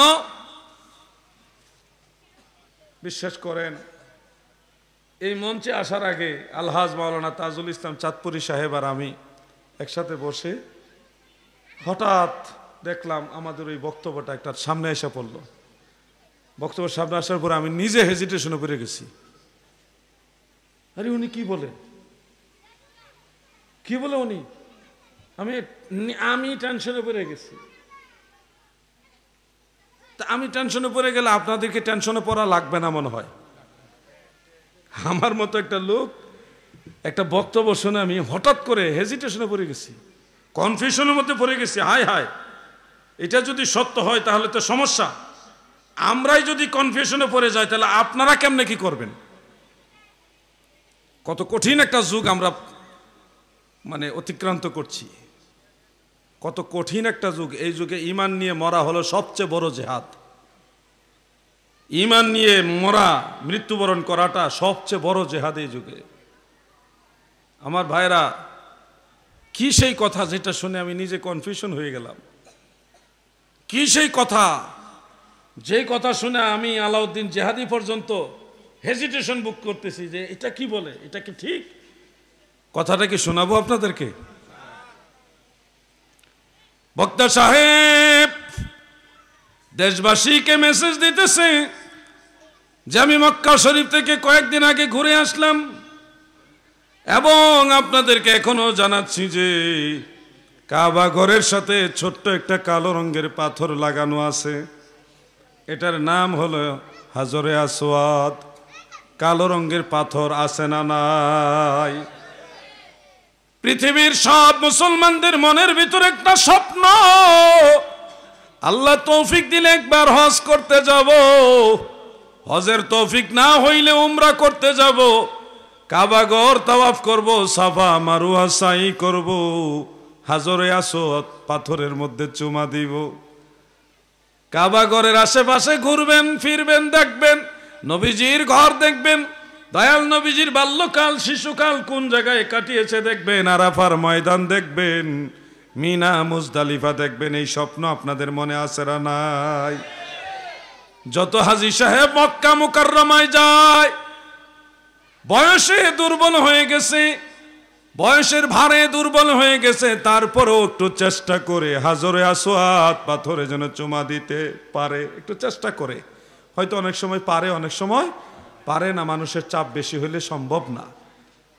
কিন্তু আমরা সবাই জানি এই হাজরে আসওয়াদ পাথরে কেউ যদি চুমা দেয়, কিংবা চুমা না দেও হাত দিয়ে যদি মাসেহ করতে পারে, তাহলে তার জীবনে যত সগীরা গুনাহ করছে সবগুলি গুনাহ এই পাথর চুষে চুষে নিয়ে যায় এবং তার গুনাহ খাতা মাফ হয়ে যায়। সুবহানাল্লাহ, সুবহানাল্লাহ। ফিকার মাসআলা হলো, কেউ যদি চুমা দিতে নাও পারে, দূর থেকে ইশারা করে বিসমিল্লাহি আল্লাহু আকবার বলে এইভাবে হাতে চুমা দিলেই হয়ে যাবে। এটা হলো ফিকহি মাসআলা। এই যে একটা মাসআলা আপনারা সবাই জানেন যে কাবা ঘরের সাথে লাগানো হাজরে আসওয়াদ পাথরে চুম্বন করলে কি হয়? গুনাহ মাফ হয়। কি হয় বলেন না যুবক ভাইরা, বলেন কি হয়? গুনাহ মাফ হয়। আমি যেই বক্তব্য শুনে আশ্চর্য হলাম, আমার সেই বক্তা সাহেব বলতেছে যে কোরআন হাদিসের কোথাও নাই হাজরে আসওয়াদ পাথরে চুমা দিলে গুনাহ মাফ হবে, এটা কোথাও নাই। আমি স্তব্ধ হয়ে গেছি। বলে কি? মানে যদিও অনেকবার পড়ছি, কিন্তু ওনার মুখে কথাটা শুনে আমি হতবাক হয়ে গেছি। না হতবাক না, মানে আমি কনফিউশনে পড়ে গেছি, আসলে কি নাই নাকি। একজন আলেম বলতেছে, উনি এত গুরুত্ব দিয়ে বলতেছে কোরআন হাদিসের কোথাও নাই। হ্যাঁ, আমি পাই নাই বললে তো বুঝতাম যে ওনার গবেষণার মধ্যে পান নাই। উনি ডাইরেক্ট বলতেছে কোরআন হাদিসে কোথাও নাই, তার মানে এটা গ্যারান্টি দিচ্ছে। আমি এই জন্যে অনেকক্ষণ স্তব্ধ হয়ে রইলাম। এখন কিতাবাদি তো সাথে নিয়ে আসি নাই, মোবাইলটা হাতে নিলাম। মোবাইলের মধ্যে অ্যাপস আছে বিভিন্ন কিতাবের, হাদিসের বিভিন্ন কিতাবের অ্যাপস। আমি সার্চ দিলাম, দেওয়ার পরে দেখি দলিল হাদিসের অভাব নাই, আমার এই ভাই সাহেবেরই জানা নাই। যেমন আমি একটা হাদিস শরীফ শুধু একটা অংশ আপনাদের পরে শোনাইতে চাই। ফিতনার যুগ, এই যুগে ঈমান বাঁচানো সবচেয়ে কঠিন। একটু আগে আপনাদের বলেছি, অনেকগুলো কিতাবে হাদিসটা রয়েছে। নাসাই শরীফের মধ্যে রয়েছে, তিরমিজি শরীফের মধ্যে রয়েছে, সহিহ ইবনে হিব্বানের মধ্যে রয়েছে, ইমাম ইবনু আদি রহমাতুল্লাহ আলাইহির আল কামিল ফি দুআফাইর রিজালের মধ্যে রয়েছে, আরো বহু কিতাবে, আল মুস্তাদরাক আলা সাহিহাইনের মধ্যেও আছে, মুসনাদ ও আহমদের মধ্যে আছে। আমি একটা অংশ শুধু আপনাদের পরে শোনাচ্ছি। দয়াল নবীজি বলেন, মাসহুল হাজারি ওয়ার রুকনিল ইয়ামানি ইয়াহুত্তুল খাতায়া হিত্তান। যদি আপনি রুকনে ইয়ামানি অথবা হাজার মানে পাথর, পাথর মানে এগুলা হাজরে আসওয়াদকে বোঝানো হয়েছে। এখানে যদি আপনি মাসহ করতে পারেন, হাত দিয়ে কোনো মতে একটু টাচ করতে পারেন, ছুঁইতে পারেন, মাসাহ করতে পারেন, আল্লাহর রসুল বলেছে তার সকল গুনাহ খাতাগুলি আল্লাহ মাফ করে দিবে। সুবহানাল্লাহ। অনেকগুলো সূত্রে হাদিস বর্ণিত, নবীজির হাদিস শরীফে স্পষ্ট আছে। একেবারে অনেকগুলো কিতাব আছে, সিহাসিত্তার কিতাবও আছে, সিহাসিত্তার বাইরের কিতাবও আছে। আমার ওই ভাই কিন্তু গ্যারান্টি দিয়ে বলছে কাবা ঘরের হাজরে আসওয়াদে চুমা দিলে গুনাহ মাফ হয়, কোরআন হাদিসে কোথাও নাই। এখন যুবক ভাইরা, আপনাদের উদ্দেশ্যে আমার প্রশ্ন, আমি কষ্ট করে এতগুলি কথা বলার উদ্দেশ্য হলো আপনাদেরকে একটা প্রশ্ন করব। কারণ আমার বিষয়বস্তুর সাথে প্রথম যে কথাটা লিখেছেন আপনারা, মেহেরবানি করে লিখেছেন, যুব সমাজের মনস্তাত্ত্বিক চ্যালেঞ্জ। মনস্তাত্ত্বিক চ্যালেঞ্জের মধ্যে আমি আপনাদের কাছে একটা প্রশ্ন রাখবো। আমার যুবক ভাইরা, কলিজার টুকরা আমার যুবক ভাইরা, আপনারা আমাকে উত্তর দিবেন। যারা বক্তব্য দেয় কিন্তু দলিল ছাড়া কথা বলে, তাদের কথাগুলো নিবেন না দলিল সহকারে কথাগুলো নিবেন? আওয়াজ পেয়েছি, উত্তর পেয়েছি, কিন্তু যথোপযুক্ত আওয়াজের মাধ্যমে উত্তর পাইনি। যারা দলিল ছাড়া একটা জিনিসকে না করে দেয়, নিষেধ করে দেয়, সেটা নিবেন নাকি দলিল সহ কথা ওটা নিবেন? কোনটা নিবেন? সবাই বলেন কোনটা নিবেন? এখন যিনি বলেছেন এটা করা যাবে না, কোরআন হাদিসে কোথাও নাই, উনি কিন্তু কোনো রেফারেন্স দেননি। আমি বলেছি আছে, তাও কতগুলো কিতাবের নাম সহকারে, রেফারেন্স সহকারে আপনাদের বলেছি। ঠিক এইভাবে যে কোনো বিষয়ে যুব সমাজ আপনারা চ্যালেঞ্জ দিবেন, যেই বক্তা হোক, যেই হোক, যত ডিগ্রি হোক, তার কথার সাথে যদি কোনো রেফারেন্স না থাকে সেই কথা যাচাই বাছাই ছাড়া গ্রহণ করা যাবে না। আমি 5টা নফসের আলোচনা আপনাদের সামনে তুলে ধরেছি, কোরআনের আয়াত দিয়ে দিয়ে, ব্যাখ্যা দিয়ে। আমি ইলমে বাতিন, ইলমে জাহিরের কথাগুলি আপনাদের তুলে ধরেছি। সরাসরি রাসূল পাকের হাদিস শরীফের ইবারত পড়ে পড়ে নামাজের 2টা হালের কথা আপনাদের বলেছি, জাহিরি সালাত আর হাকিকতে সালাত। হুজুরি কালবের কথা বলেছি, রেফারেন্স সহকারে বলেছি। অনুরোধ করি ভাই আমার, এই ফিতনার যুগে মনস্তাত্ত্বিক ভাবে আপনারা যদি সিদ্ধান্ত নেন আমরা নবীর পথে চলবো, তবে এই জামানায় নবীর পথ আমরা কিভাবে পাবো? আল্লাহর ওলিরা যেই পথে, আমরা সেই পথে চলবো। ইহদিনাস সিরাতাল মুস্তাকিম সিরাতাল্লাযীনা আন'আমতা আলাইহিম। আল্লাহ আমাদেরকে সরল সঠিক পথে চালান, যেই পথে আপনার নিয়ামত প্রাপ্ত বান্দারা পরিচালিত হয়েছে। চালাও মোদের সে পথে, যে পথে তোমার প্রিয় বান্দারা গেছে চলি।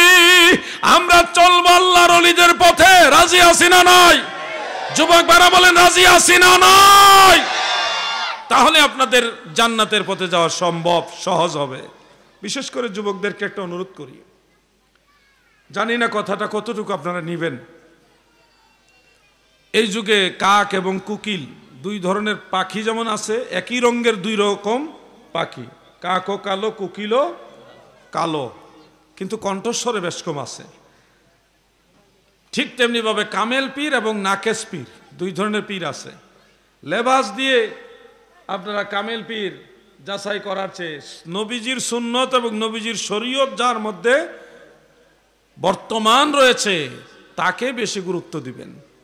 হুজুর গৌসে পাক বলেছেন, কেউ যদি পানির উপর দিয়ে হেঁটে যায় অথবা বাতাসের উপর দিয়ে উড়াল দিয়ে যায়, কিন্তু তার মধ্যে নবীজির শরীয়ত নাই, নবীর সুন্নত নাই, তাকেও ওলি আল্লাহ হিসেবে মানা যাবে না। কারামত দেখেই কিন্তু পাগল হওয়া যাবে না। যুবক ভাইরা শুনুন, আপনাদের যুবকদের ব্যাপারে প্রিয় নবীজির একটা হাদিস শরীফ সহিহ মুসলিমে আছে। দাজ্জাল যখন শেষ সময় আসবে, এসে এক যুবকের কাছে বলবে, এই তুমি আমাকে মানো, আমি মৃতকে জীবিত করতে পারি এবং জীবিত মানুষকে মৃত্যু দান করতে পারি। যুবক বলবে, তুমি কে? সে তাকে মাসিহ হিসেবে দাবি করবে, কিন্তু সে মাসিহ নয়, সে দাজ্জাল। যুবক সে বুদ্ধিমান এবং বিচক্ষণ জ্ঞানী থাকবে, সে বলবে, আল্লাহ তাআলা ছাড়া আর কোনো ব্যক্তি মৃত্যু দান করতে পারে না এবং মৃতকে জীবিত করতে পারে না, তবে পৃথিবীতে একজন ব্যক্তি কাজটা করবে, সে দাজ্জাল। দাজ্জালকে এই কথাটা সে বলবে। দাজ্জাল তখন রাগান্বিত হয়ে তাকে হত্যা করবে, মুসলিম শরীফ উল্লেখ, তাকে হত্যা করবে, কেটে কেটে টুকরা করে ফেলবে। পরক্ষণে আবার তাকে শরীরে তার কেটে ফেলা টুকরা হওয়া অংশগুলি জোড়া লাগিয়ে আবার জীবিত করবে। এই পাওয়ার দাজ্জালকে আল্লাহই দিছে মানুষের ঈমান পরীক্ষার জন্যে। মানুষের ঈমান পরীক্ষার জন্যে এই পাওয়ার আর দাজ্জালকে আল্লাহই দিয়ে দিছে। সে সেরকম করবে, মানুষটাকে মেরে কেটে টুকরা করে আবার সবার সামনে জোড়া লাগাবে, একসাথে করবে, জীবিত করে ফেলবে। যুবক যখন প্রাণ ফিরে পাবে তখন সে বলবে, আমি 100% নিশ্চিত হলাম যে আপনি দাজ্জাল। পূর্বে আমি সামান্য সন্দিহান ছিলাম যে আপনি দাজ্জাল কি না, এখন আমি শিওর হলাম যে আপনি দাজ্জাল। কারণ দাজ্জাল এরকম করবে, আমার প্রিয় নবী রাসূল আকরাম সাল্লাল্লাহু আলাইহি ওয়াসাল্লাম আগে বলে গেছে। আমি সেই যুবক, আমার কথাও নবীজি বলে গেছে, সুবহানাল্লাহ বলেন।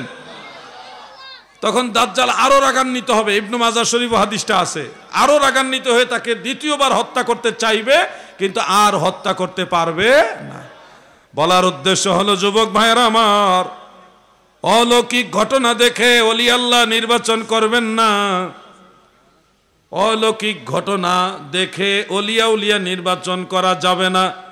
ওলিয়া উলিয়া নির্বাচন করতে হবে ঈমান, আকীদা এবং নবীর সুন্নতের আমল দেখে।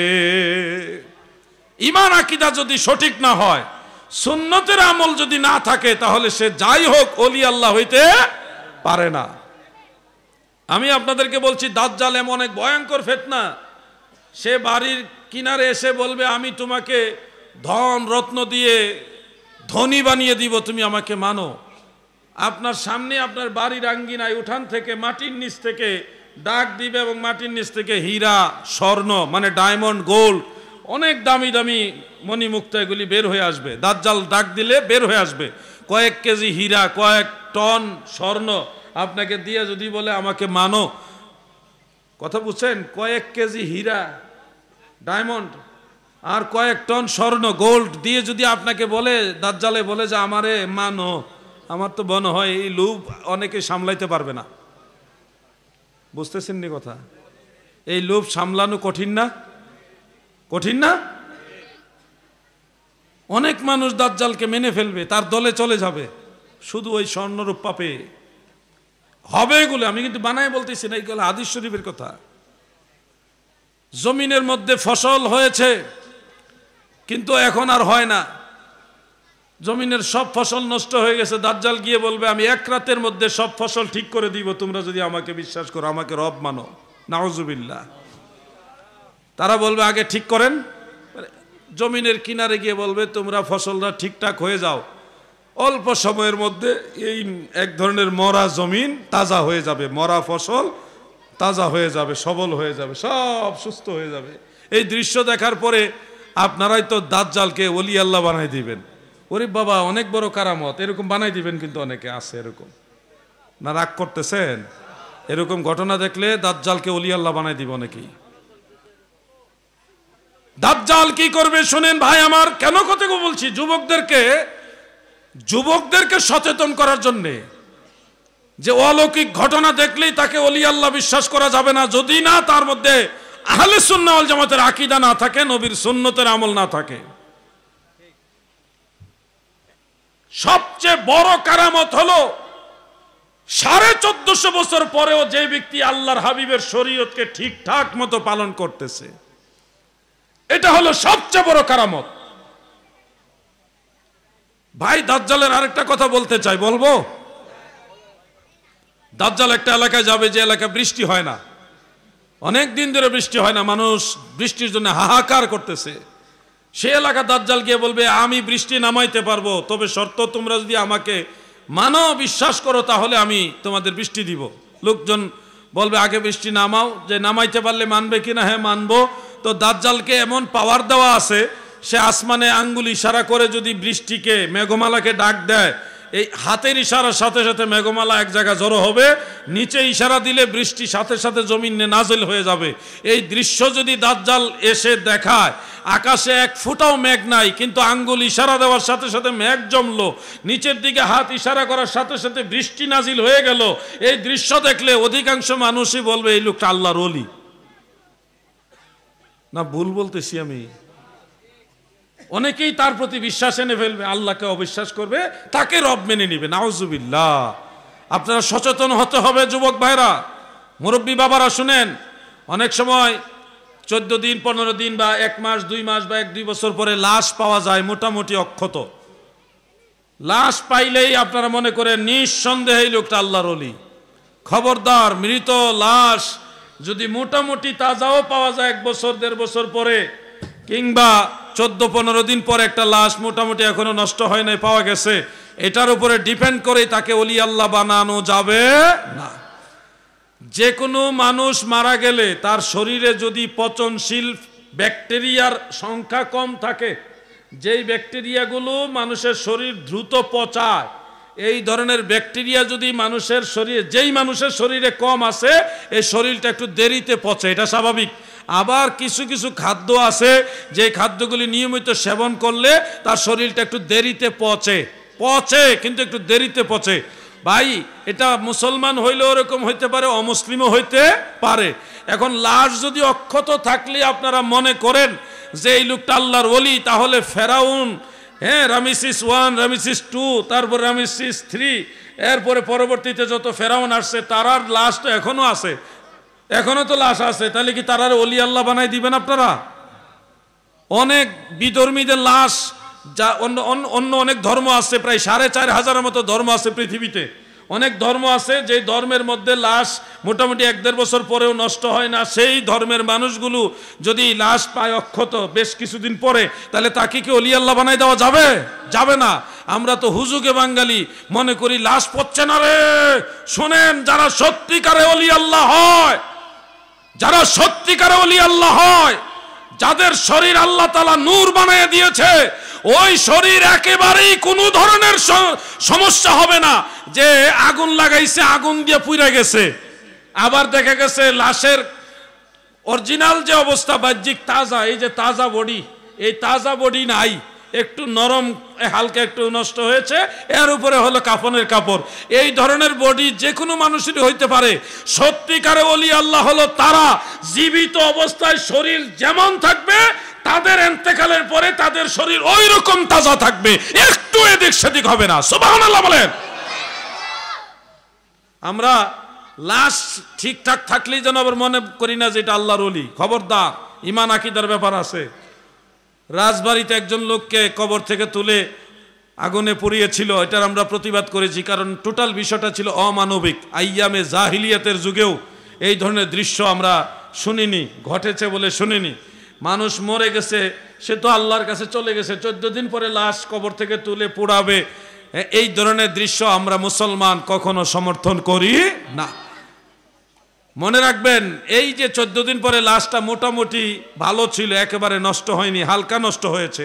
তো এই অবস্থায় অনেকে মনে করতেছে এই লোক মনে হয় ওলি আল্লাহ ছিল। খবরদার, 14 দিনে আপনার লাশও তেমন কোনো ক্ষতি হবে না। আপনি মারা গেলেও 14 দিনে আপনার লাশটাও তেমন কোনো ক্ষতি হবে না। তাইলে তো আপনিও আল্লাহর ওলি। কথা বুঝছেন না আপনারা? 14 দিনে লাশ সাধারণত তেমন কিছুই হয় না।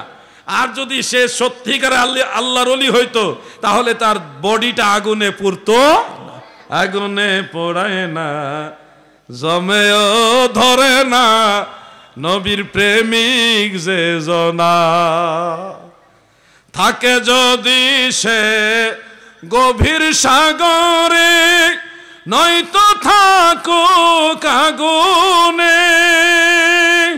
থাকলে কি হয় তার কিসের ভয়, আরে থাকলে কি হয় তার কিসের ভয়, যদি নবীজির মায়া হয়, আগুনে পোড়ায় না, জমেও ধরে না, নবীর প্রেমিক যে জনায়। আল্লাহুম্মা সাল্লি মাওলানা মুহাম্মদ ওয়া আলা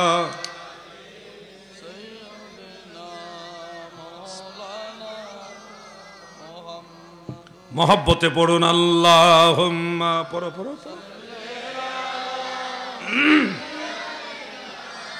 মাওলানা মুহাম্মদ ওয়া আলা আলি মাওলানা। প্রিয় ভাই আমার, বন্ধুরা আমার, আমি সবগুলি কথা আপনাদের সচেতন করার জন্য বলছি, সতর্ক করার জন্য বলছি। আমাকে গালি দিতে পারেন, আমাকে নিন্দাও করতে পারেন, আমি কষ্ট নিব না, কিন্তু আমি চাই আপনি সত্যটা বুঝেন, সত্য পথে চলেন, সঠিক জিনিসটা গ্রহণ করেন। এটা আমার চাওয়া। এতে আমার 10টা গালি শোনা লাগলেও আমি কষ্ট পাই না। কিন্তু আপনি 10টা গালি দিয়েও যদি বুঝেন, তখন আমি আপনাকে বুকে জড়ায় নিব। এই পর্যন্ত বহু লোক আমি পেয়েছি যারা আমাকে বিভিন্ন কারণে ভুল বুঝেছে এবং আমাকে গালিও দিয়েছে সোশ্যাল মিডিয়াতে, কিন্তু পরে আলহামদুলিল্লাহ মোবাইলে কিংবা সাক্ষাতে আমার কাছে বিনয়ের সাথে ক্ষমা চেয়েছে। আমি তাকে সানন্দ চিত্তে বলেছি, ভাই ওই সময় হয়তো আপনি সঠিক জিনিসটা যেন নষ্ট না হয়, হকের পথ মনে করে আমাকে নিন্দা করেছেন। আপনার ওই যে স্পৃহা, এটা ভালো ছিল, কিন্তু শব্দচয়নটা এভাবে না করলে ভালো হইতো। আমি আপনার ওই স্পিডটা পছন্দ করি। কেউ যেন নবীর শরীয়তকে পরিবর্তন করতে না পারে, নবীর সুন্নতকে যেন পরিবর্তন করতে না পারে। এই স্পিড আমাদের সবার ভিতরে রাখতে হবে, এটা আমাদের চ্যালেঞ্জ। যদি আপনি আবেগে বলেন না আমার হুজুর যা বলছে তাই ঠিক, কখনোই না। আমিও ভুল করতে পারি, আমিও ভুলের ঊর্ধ্বে নই। আমি যদি বলি আমার কোনো ভুল নেই, তাহলে এইটাই ভুল। কথা বুঝছেন? যদি বলি যে আমার ভুল নেই, তাহলে এটাই আমার ভুল। ভুল আমাদের হবে। আপনি অমুক শায়েকের ভক্ত এই বলে কখনোই ভাববেন না যে ওনার কোনো ভুল না, ওনার সব ঠিক, এরকম ধারণা রাখবেন না। শুধুমাত্র নবী রাসূলগণ হলো নিষ্পাপ, ওনাদের কোনো ভুলও নাই। সুবহানাল্লাহ বলেন। অনেক ভাইয়েরা ওয়াজ করে থাকেন হযরত আদম আলাইহিস সালাম ভুল করেছেন, গন্ধম খেয়েছেন, ভুল করেছেন, কিন্তু আসলে হযরত আদম আলাইহিস সালাম ভুল করেছেন বলা যাবে না। ইমাম আহলে সুন্নাহ আলা হযরত আজিমুল বারাকাত ইমাম আহমদ রেজা খান ফাজিল বেরলভী রাহমাতুল্লাহ আলাইহি তিনি লিখেছেন হযরত আদম আলাইহিস সালাম গন্ধম খেয়েছেন। এই ঘটনা ছিল খেলাফে আউলা। খেলাফে আউলা, উত্তমতার বর্জন। মূলত এটা ছিল আল্লাহ তাআলার একটা ইচ্ছা। কারণ হযরত আদম আলাইহিস সালামকে তো আল্লাহ জান্নাতে রাখার জন্য সৃষ্টি করেনি, ওনাকে সৃষ্টি করেছে পৃথিবীতে প্রেরণ করার জন্য। ইন্নী জাইলুন ফিল আরদে খলিফা, ফিল আরদে, জমিনের জন্য আল্লাহ তাআলা আদমকে সৃষ্টি করেছেন। অতএব এটা একটা ঘটনা, প্রেক্ষাপট, যার মাধ্যমে আল্লাহ তাআলা আদম নবীকে দুনিয়াতে পাঠাইছে। এই যাইলে যাও তাড়াতাড়ি, তুমি একটা লমতলম করে যাও কেন? তোমরা কি কেউ উঠবা? ছোট ভাইরা উঠবা নাকি? তাহলে বসো, মনোযোগ দাও। মাহফিলের মনোযোগ নষ্ট করার জন্য একজনই যথেষ্ট। এবং এটাও কিন্তু মূলত ওই ইবলিস সাহেবের। আল্লাহ আমাদেরকে শয়তানের প্ররোচনা থেকে হেফাজত করুক, বলে না আমিন। একটা দোয়া পড়ুন, লা হাওলা ওয়ালা কুওয়াতা ইল্লা বিল্লাহ। এটা পড়ার সাথে সাথে শয়তানের গায়ে অগ্নিস্ফুলিঙ্গ নিক্ষেপিত হয়, যার কারণে শয়তান আপনার কাছেও থাকতে পারবে না, করে দিবে। সুবহানাল্লাহ, জোরে বলুন। কত বড় ফজিলত! একবার সুবহানাল্লাহ, আলহামদুলিল্লাহ, আল্লাহু আকবার, অথবা এই যে লা হাওলা ওয়ালা কুওয়াতা ইল্লা বিল্লাহ, এগুলি পড়ার যে ফজিলত রয়েছে, আমরা অবহেলা করলে হবে না। প্রত্যেকটা বিষয়ের কিন্তু হিসাব হবে। আপনি আমলের বিনিময়ে জান্নাতে যাবেন ওরকম না, কিন্তু আপনাকে ওসিলা করতে হবে। এই ওসিলার মাধ্যমে আল্লাহ আপনাকে নাজাত দিবে। চেষ্টা করতে হবে কিনা ভাই? রোগ ভালো করে কে? কিন্তু ডাক্তারের কাছে যেতে হবে কিনা? ওষুধ খাইতে হবে কিনা? এখন যদি আপনি বলেন আমার বিশ্বাস আল্লাহ তাআলা রোগ দেয়, আল্লাহই রোগ ভালো করবে, এই বিশ্বাসে যদি ডাক্তারের কাছে না যান, কোনো ধরনের চিকিৎসা না নেন, তাহলে আসলে এই বিশ্বাসের উপর থাকাটাই কি ঠিক? এই বিশ্বাসের সাথে অবশ্যই চিকিৎসা আপনার গ্রহণ করতে হবে, ওসিলা গ্রহণ করতে হবে। এটাই হলো ঠিক। এটা মদিনাওয়ালার আদর্শ। ইসলাম পরিপূর্ণভাবে বোঝার চেষ্টা করতে হবে। আবেগে যে বাঁচাইবার মালিক আল্লাহ, এই কথা বলে ট্রেনের নিচে ঝাঁপ দিলে হবে কি? ঝাঁপ দিলে হবে নাকি? যে আল্লাহ যে বাঁচাইবার মালিক, ট্রেনের নিচে ঝাঁপ দিলাম। আমি সিলেট ফেঞ্চুগঞ্জ থানায় একটা মাহফিলে গিয়েছিলাম।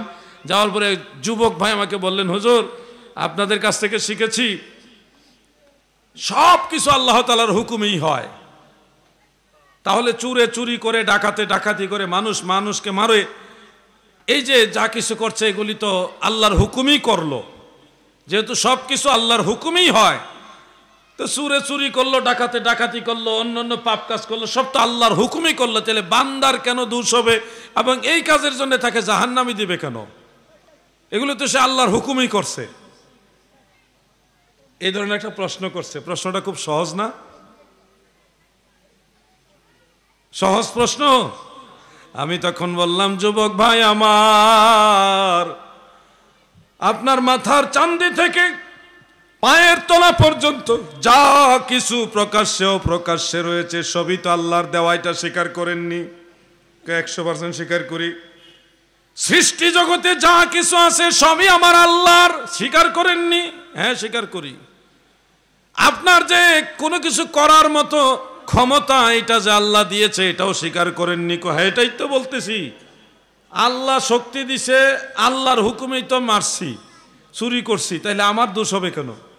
আমি তখন ওনাকে বললাম, ভাই আপনি চুরি করেছেন, ডাকাতি করেছেন, এটা আল্লাহর দেওয়া ক্ষমতাতেই করছেন, আল্লাহর দেওয়া শক্তিতেই করছেন, কিন্তু এই নিয়তটা কি আল্লাহ করছেন না আপনি করছেন? চুরি করবেন, ডাকাতি করবেন, এই পাপ কাজটা করবেন, এই যে একটা নিয়ত, এটা কি আল্লাহ করছেন আপনি করছেন? কোনা এটা আমি করছি। তখন আমি বললাম এই কারণেই ইন্নামাল আমালু বিন্নিয়াত, আপনার নিয়তের কারণেই শাস্তি আপনার। কারণ আল্লাহ এখানে নির্দোষ। আল্লাহ আপনাকে মসজিদে যাওয়ারও শক্তি দিয়েছে, সিনেমা হলে যাওয়ারও শক্তি দিয়েছে। শক্তি দেওয়ার মালিক আল্লাহ। এটা আপনি চাইলে মসজিদও লাগাইতে পারবেন, ওয়াজেও লাগাইতে পারবেন, মন্দিরে গিয়ে গীতা পাঠেও লাগাইতে পারবেন। এখন কোন কাজে লাগাইছেন এটা আপনার ব্যাপার, এটা আল্লাহর দায়ভার নিবে না। কারণ আল্লাহ আপনাকে শক্তি দিছে, নসিহত করছে। নাস্তিকরাও এই প্রশ্নটা করে, হুজুর জাহান্নাম আল্লাহ তাআলা বানিয়ে প্রমাণ করলেন আল্লাহ দয়ালু নয়। নাউজুবিল্লাহ। কর যদি আল্লাহ দয়ালু হতো, আল্লাহ রহমান হইতো, তাহলে জাহান্নাম বানাইতো না। কারণ দয়ার কাজ জাহান্নাম নয়। জাহান্নাম তো দয়ার কাজ নয়। কথাটা শুনলে আপনারও হঠাৎ করে টাসকি লেগে যাবে। যুবক ভাইয়ের একটা মনোযোগ দিয়ে শুনেন, কারণ আপনাদের ফ্রেন্ড সার্কেলে এরকম কিছু বন্ধু মহলের মধ্যে কিছু লোক থাকতে পারে যারা এরকম প্রশ্ন ছুড়ে দেয়। আল্লাহ তাআলা আমাদেরকে জমিনে পাঠিয়েছেন, মনে রাখবেন, মনোযোগ দিয়ে কথাগুলি শুনবেন, পাঠিয়ে আমাদেরকে বোঝানোর জন্য, সঠিক রাস্তা দেখানোর জন্য একের পর এক নবী রাসূল পাঠিয়েছেন। 1,24,000 নবী রাসূল পাঠিয়েছেন। পরবর্তীতে সাহাবীগণ, তাহাবীগণ, দয়াল নবীর নায়েব, নায়েবে নবী, নায়েবে রাসূল, উলামায়ে কেরাম, কিয়ামত পর্যন্ত ইমাম মাহদী আলাইহিস সালাম সহ মানুষ আপনাদেরকে পথ নির্দেশনা দিতেছেন এবং দিবেন। খেয়াল করবেন, এই ডিরেকশনটা হলো আল্লাহ তাআলার পক্ষ থেকে। আপনি জাহাজে সন্দ্বীপ যাচ্ছেন, কোথায়? সন্দ্বীপ চিনেননি? আরেকটা দ্বীপ আছে না, ওখানে যাওয়া নিষেধ, সেন্ট মার্টিন। ধরেন সেন্ট মার্টিন রওনা দিলেন, সাগরের মধ্যে হালকা বড় বড় ঢেউ আছে, হঠাৎ মাইকিং করে বলতেছে আপনারা কেউ এইটা করবেন না, একেবারে সাইটে যাবেন না, জাহাজের সাইটে যাবেন না, মিডলে থাকবেন বা যার যার সিটে বসেন। কিছু আপনাদেরকে দিক নির্দেশনা দিল, এটা করবেন না, এটা করেন। এখন আপনি কারো ডিরেকশন মানলেন না, না মেনে আপনি সাইডে গেলেন। ঠিক এমন সময় বড় একটা ঢেউ এসে পানি আঘাত করে বাড়ি দিয়ে আপনাকে পানিতে ফেলে দিল, সাগরে ফেলে দিল। এরপরেও দেখা গেছে জাহাজের যে নাবিক, তিনি আপনাকে দেখেছেন জাহাজটা ওখানে মোটামুটি ইঞ্জিন বন্ধ করেছে এবং আপনাকে তোলার জন্য এই যে চাকার মতো একটা থাকে, কি বলে এটা, বয়া না বায়া, বাইয়া বয়া, এটা ফেলে দিল যে এটা ধরেন। আপনাকে একটা লাইফ জ্যাকেট দিল, এটা ধরেন। এক একজন এক একটা জিনিস দিয়ে বলে এটা ধরেন। এরপর আপনাকে উদ্ধার করার চেষ্টা করতেছি। আপনি প্রথমত ডিরেকশন মানলেন না, জাহাজের সাইডে গিয়ে দাঁড়াইলেন, পানি বাড়ি দিয়ে আপনাকে সাগরে ফেলে দিল। আপনাকে বয়া দেওয়া হলো, ধরলেন না, লাইফ জ্যাকেট দেওয়া হলো, পরলেন না। আপনি বলতেছেন আমার কিছু লাগবে না। এরপরেও যদি আপনি সাগরে ডুবে মরেন, তাহলে দোষ কি এই জাহাজ কর্তৃপক্ষের না আপনার? নিজের দোষ না এটা। নিজের দোষটা স্বীকার করতে চায় না, দেখছেন আওয়াজ দেয় না। নিজের যে দোষ এটা কয় না। বলেন, আপনি যদি কারো কথাই না শুনেন, বয়াও নিলেন না, লাইফ জ্যাকেটও পরলেন না, কোনো নির্দেশনা মানলেন না, এরপরে যদি সাগরে পড়ে ডুবে মরেন, দোষ কি জাহাজের কর্তৃপক্ষের না নিজের? তা আল্লাহ তাআলা আপনাকে দুনিয়াতে পাঠিয়েছে, পাঠিয়ে তারপরে আপনাকে বলেছে এই কাজ করবে না, ওগুলো করবে না, এইভাবে করো, এইভাবে চলো। আল্লাহ তাআলার পক্ষ থেকে নবী রাসূলদেরকে পাঠিয়েছেন, সাহাবীদেরকে পাঠিয়েছেন, আল্লাহর ওলিরা এসেছেন, যুগে যুগে আল্লাহর ওলিরা আপনাদের বুঝাচ্ছে, পথ দেখাচ্ছে। এরপরও কারো কথা আপনি শুনছেন না, একবারে ডেম কেয়ার, কারো কথাই আপনি কেয়ার করছেন না, যেমনে মনে চেমনে চলতেছেন। এরপরে যদি আপনি আগুনে পুইরা মরেন, জাহান্নামে যান, তাহলে কি আল্লাহর দোষ দেওয়া যাবে? বলেন, দেওয়া যাবে? ইজি বিষয়। ধর্ম অনেক কঠিন না। নাস্তিকরা আপনাদেরকে এই ধরনের প্রশ্ন করে পেছে ফেলে দিবে। নারে তাকবীর, নারে সালাত, নারে গাউসিয়া, প্রধান অতিথির আগমন, প্রধান অতিথির আগমন। নারে তাকবীর, নারে রিসালাত, নারে গাউসিয়া, প্রধান অতিথির আগমন এটা ইমানি জজবার সাথে মদিনাওয়ালার পক্ষ থেকে সাহস, আল্লাহর সাহায্য এসেছে। সেদিন হুজুরের এই বক্তব্যের কারণে সারা সুন্নি জনতা প্রাণ ফিরে পেয়েছে। এত সাহসী ভূমিকা হুজুর রেখেছেন যেটা অকল্পনীয় এবং অতুলনীয়। আমরা দোয়া করি আল্লাহ হুজুরের হায়াতের মধ্যে বরকত দান করুক। বলেন আমিন, সবাই বলেন আমিন। হক আর বাতেলের বেশকমে এটা। বাতেল যারা হয়, যাদের মধ্যে ঝামেলা আছে, তারা প্রতিবাদ করতে ভয় পায়, আর ইমানি জজবা যার ভিতরে আছে তারা অস্ত্রের মুখে দাঁড়িয়েও নবীর পক্ষে কথা বলতে ভয় পায় না। এই জন্য আমার ব্যক্তিগত পক্ষ থেকে আল্লামা মুফতি উসমান গনি সালি সাহেবকে অসংখ্য ধন্যবাদ জানাই। বাতেল না হোক, একজন ব্যক্তি যেটা দ্বিমত পোষণ করছে তাকে সুন্দরভাবে বুঝিয়েছেন, বোঝানোর চেষ্টা করেছেন, আহ্বান করেছেন। আমরা বাতেল বলবো না, আমরা বলবো যে মতের বেশ কম, সময় সাপেক্ষে আমাদের মধ্যে আবার ঐকমত্য হতেও পারে। আমরা সেটারই আশাবাদী। যারা আমরা মাযহাব মানি, মাযহাবের অনুসারী যারা, আমাদের মধ্যে সামান্য বেশকম আছে। এই বেশকমগুলি আলোচনার মাঝখানে, আলোচনার মাধ্যমে অনেকটা সমাধান হবে বলে আমরা আশাবাদী ইনশাআল্লাহ। আর যে বিষয়টা বলছেন, আমি এই ব্যাপারে একটা আলোচনা, ইউটিউব শরীফ আর কি, আপনাদের কি একটা জমানা আসলো, মানুষ এখন ইউটিউব দিয়ে কোরআন হাদিস শিখে। সেখানে একজন বক্তা বলেছেন, এক বক্তা বলেছেন গাছের খাটিয়া জায়েজ, স্টিলের খাটিয়া না জায়েজ। আমি সেটা শুনেছি, যিনি বক্তব্যটা দিয়েছেন আমি তিনার বক্তব্যটা শুনেছি, এবং উনি আমাদের একজন মান্যবর শ্রদ্ধেয় ব্যক্তিত্ব। ওনার যে গবেষণা, ওনার যে বক্তব্য, সেটার প্রতি সম্মান রেখে আমি বলছি যে উনি যে রেফারেন্স দলিলগুলো এনেছেন সেটাও আমি দেখেছি। একজন সাহাবীর গায়ে লোহার একটা অংশ সহ একটা ব্যাগ ছিল, ইন্তেকাল শরীফের পরে নবীজি সেই ব্যাগটা তিনার শরীর থেকে সরিয়ে ফেলেছেন। মানলেন লোহার অংশ মৃত ব্যক্তির গায়ে রাখা যাবে না, এটা সঠিক। এই কথাটা সঠিক যে মৃত ব্যক্তির শরীরে লোহার কোনো অংশ রাখা যাবে না, এটা সঠিক কথা, এই মাসালা সঠিক। কিন্তু খাটিয়ার বিষয়টা, আপনি যদি ওই লোহার অংশ রাখাই যাবে না, তাহলে কাঠ দিয়ে যদি আপনি খাটিয়া বানান, মৃত ব্যক্তির খাটিয়া, ওখানে তো লোহা মারতে হয়, তাহলে এই লোহা কি করবেন? তো লোহা বাদ দিলে আবার ওই কি আরেক ধরনের লোহা সিস্টেমের খিলাল বের করতে। আসল বিষয় হলো, মনে রাখবেন, কোনো বিষয়কে হারাম সাব্যস্ত আমিও করতে পারবো না, আমাদের উসমান গনি সালি সাহেবও কোনো বিষয়কে হারাম নিজের থেকে করতে পারবে না। কারণ হালাল এবং হারাম সুস্পষ্ট করা, কোরআন হাদিসের আলোকে এগুলি সুস্পষ্ট করা, দলিলে কাতঈ সারা কখনোই কোনো বিষয়কে হারাম বলা যায় না। এরপর আসেন মাকরু দুই প্রকার, একটা মাকরুহে তাহরিমা আর একটা মাকরুহে তানজিহি। যদি আমি বলি যে এটা মাকরুহে তাহরিমা, তাহলে ফতোয়ে বাহরুর রায়কে, ফতোয়ে শামির মধ্যে উল্লেখ, দলিলে খাস ব্যতীত কোনো বিষয়কে মাকরু বলা যাবে না। মুতলাকান মাকরু বলতে হলে এটার পেছনে দলিলে খাস লাগবে। যদি বলেন এই জিনিসটা মাকরু, আমার মাকরু বলার কোনো ক্যাপাসিটি, এখতিয়ার নাই। কোনো আলেম, কোনো মুফতি সাহেব নিজের থেকে বলতে পারবে না। কোনো মুজতাহিদ কিয়াস কেন্দ্রিক কোনো মাকরুহে তাহরিমা বলার অধিকার রাখে না। তিনারা উসুল দিয়েছেন, মূলনীতি দিয়েছেন। মুজতাহিদ তিনি মাকরু বলতে হলেও এটার পিছনে নস লাগবে, দলিলে খাস লাগবে। মাকরুহে তানজিহির বিষয়টা হলো মুজতাহিদ তিনি কিয়াস করে দিতে পারবে। এখন গাছের খাটিয়া বা বাঁশের খাটিয়া, এটা তো সর্বসম্মতিক্রমে জায়েজ আছে, উত্তম।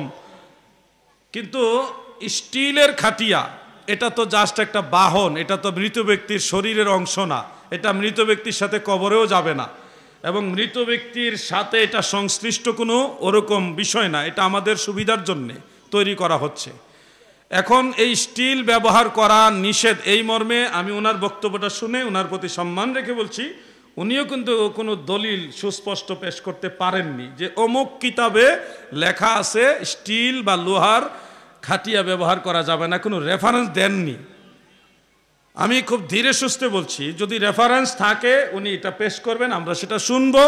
অবশ্যই দলিল ভিত্তিক যেটা আছে ওটা আমরা মানব, কিন্তু রেফারেন্স উনি দেননি। উনি নিজের থেকে বলেছেন কয়েকটা বিষয়কে কেন্দ্র করে। একটা হলো ব্যাগের মধ্যে লোহার অংশ ছিল, আরেকটা হলো বাহারের শরীয়তের মধ্যে মাসালা আছে, আগুন দিয়ে পুরানো ইট দিয়ে কবর পাকা করা যাবে না, ওই মাসালাটা আছে, ওটাও আমি পড়েছি। এটাও কিয়াস ভিত্তিক মাসআলা, এটাও নস ভিত্তিক মাসআলা নয়।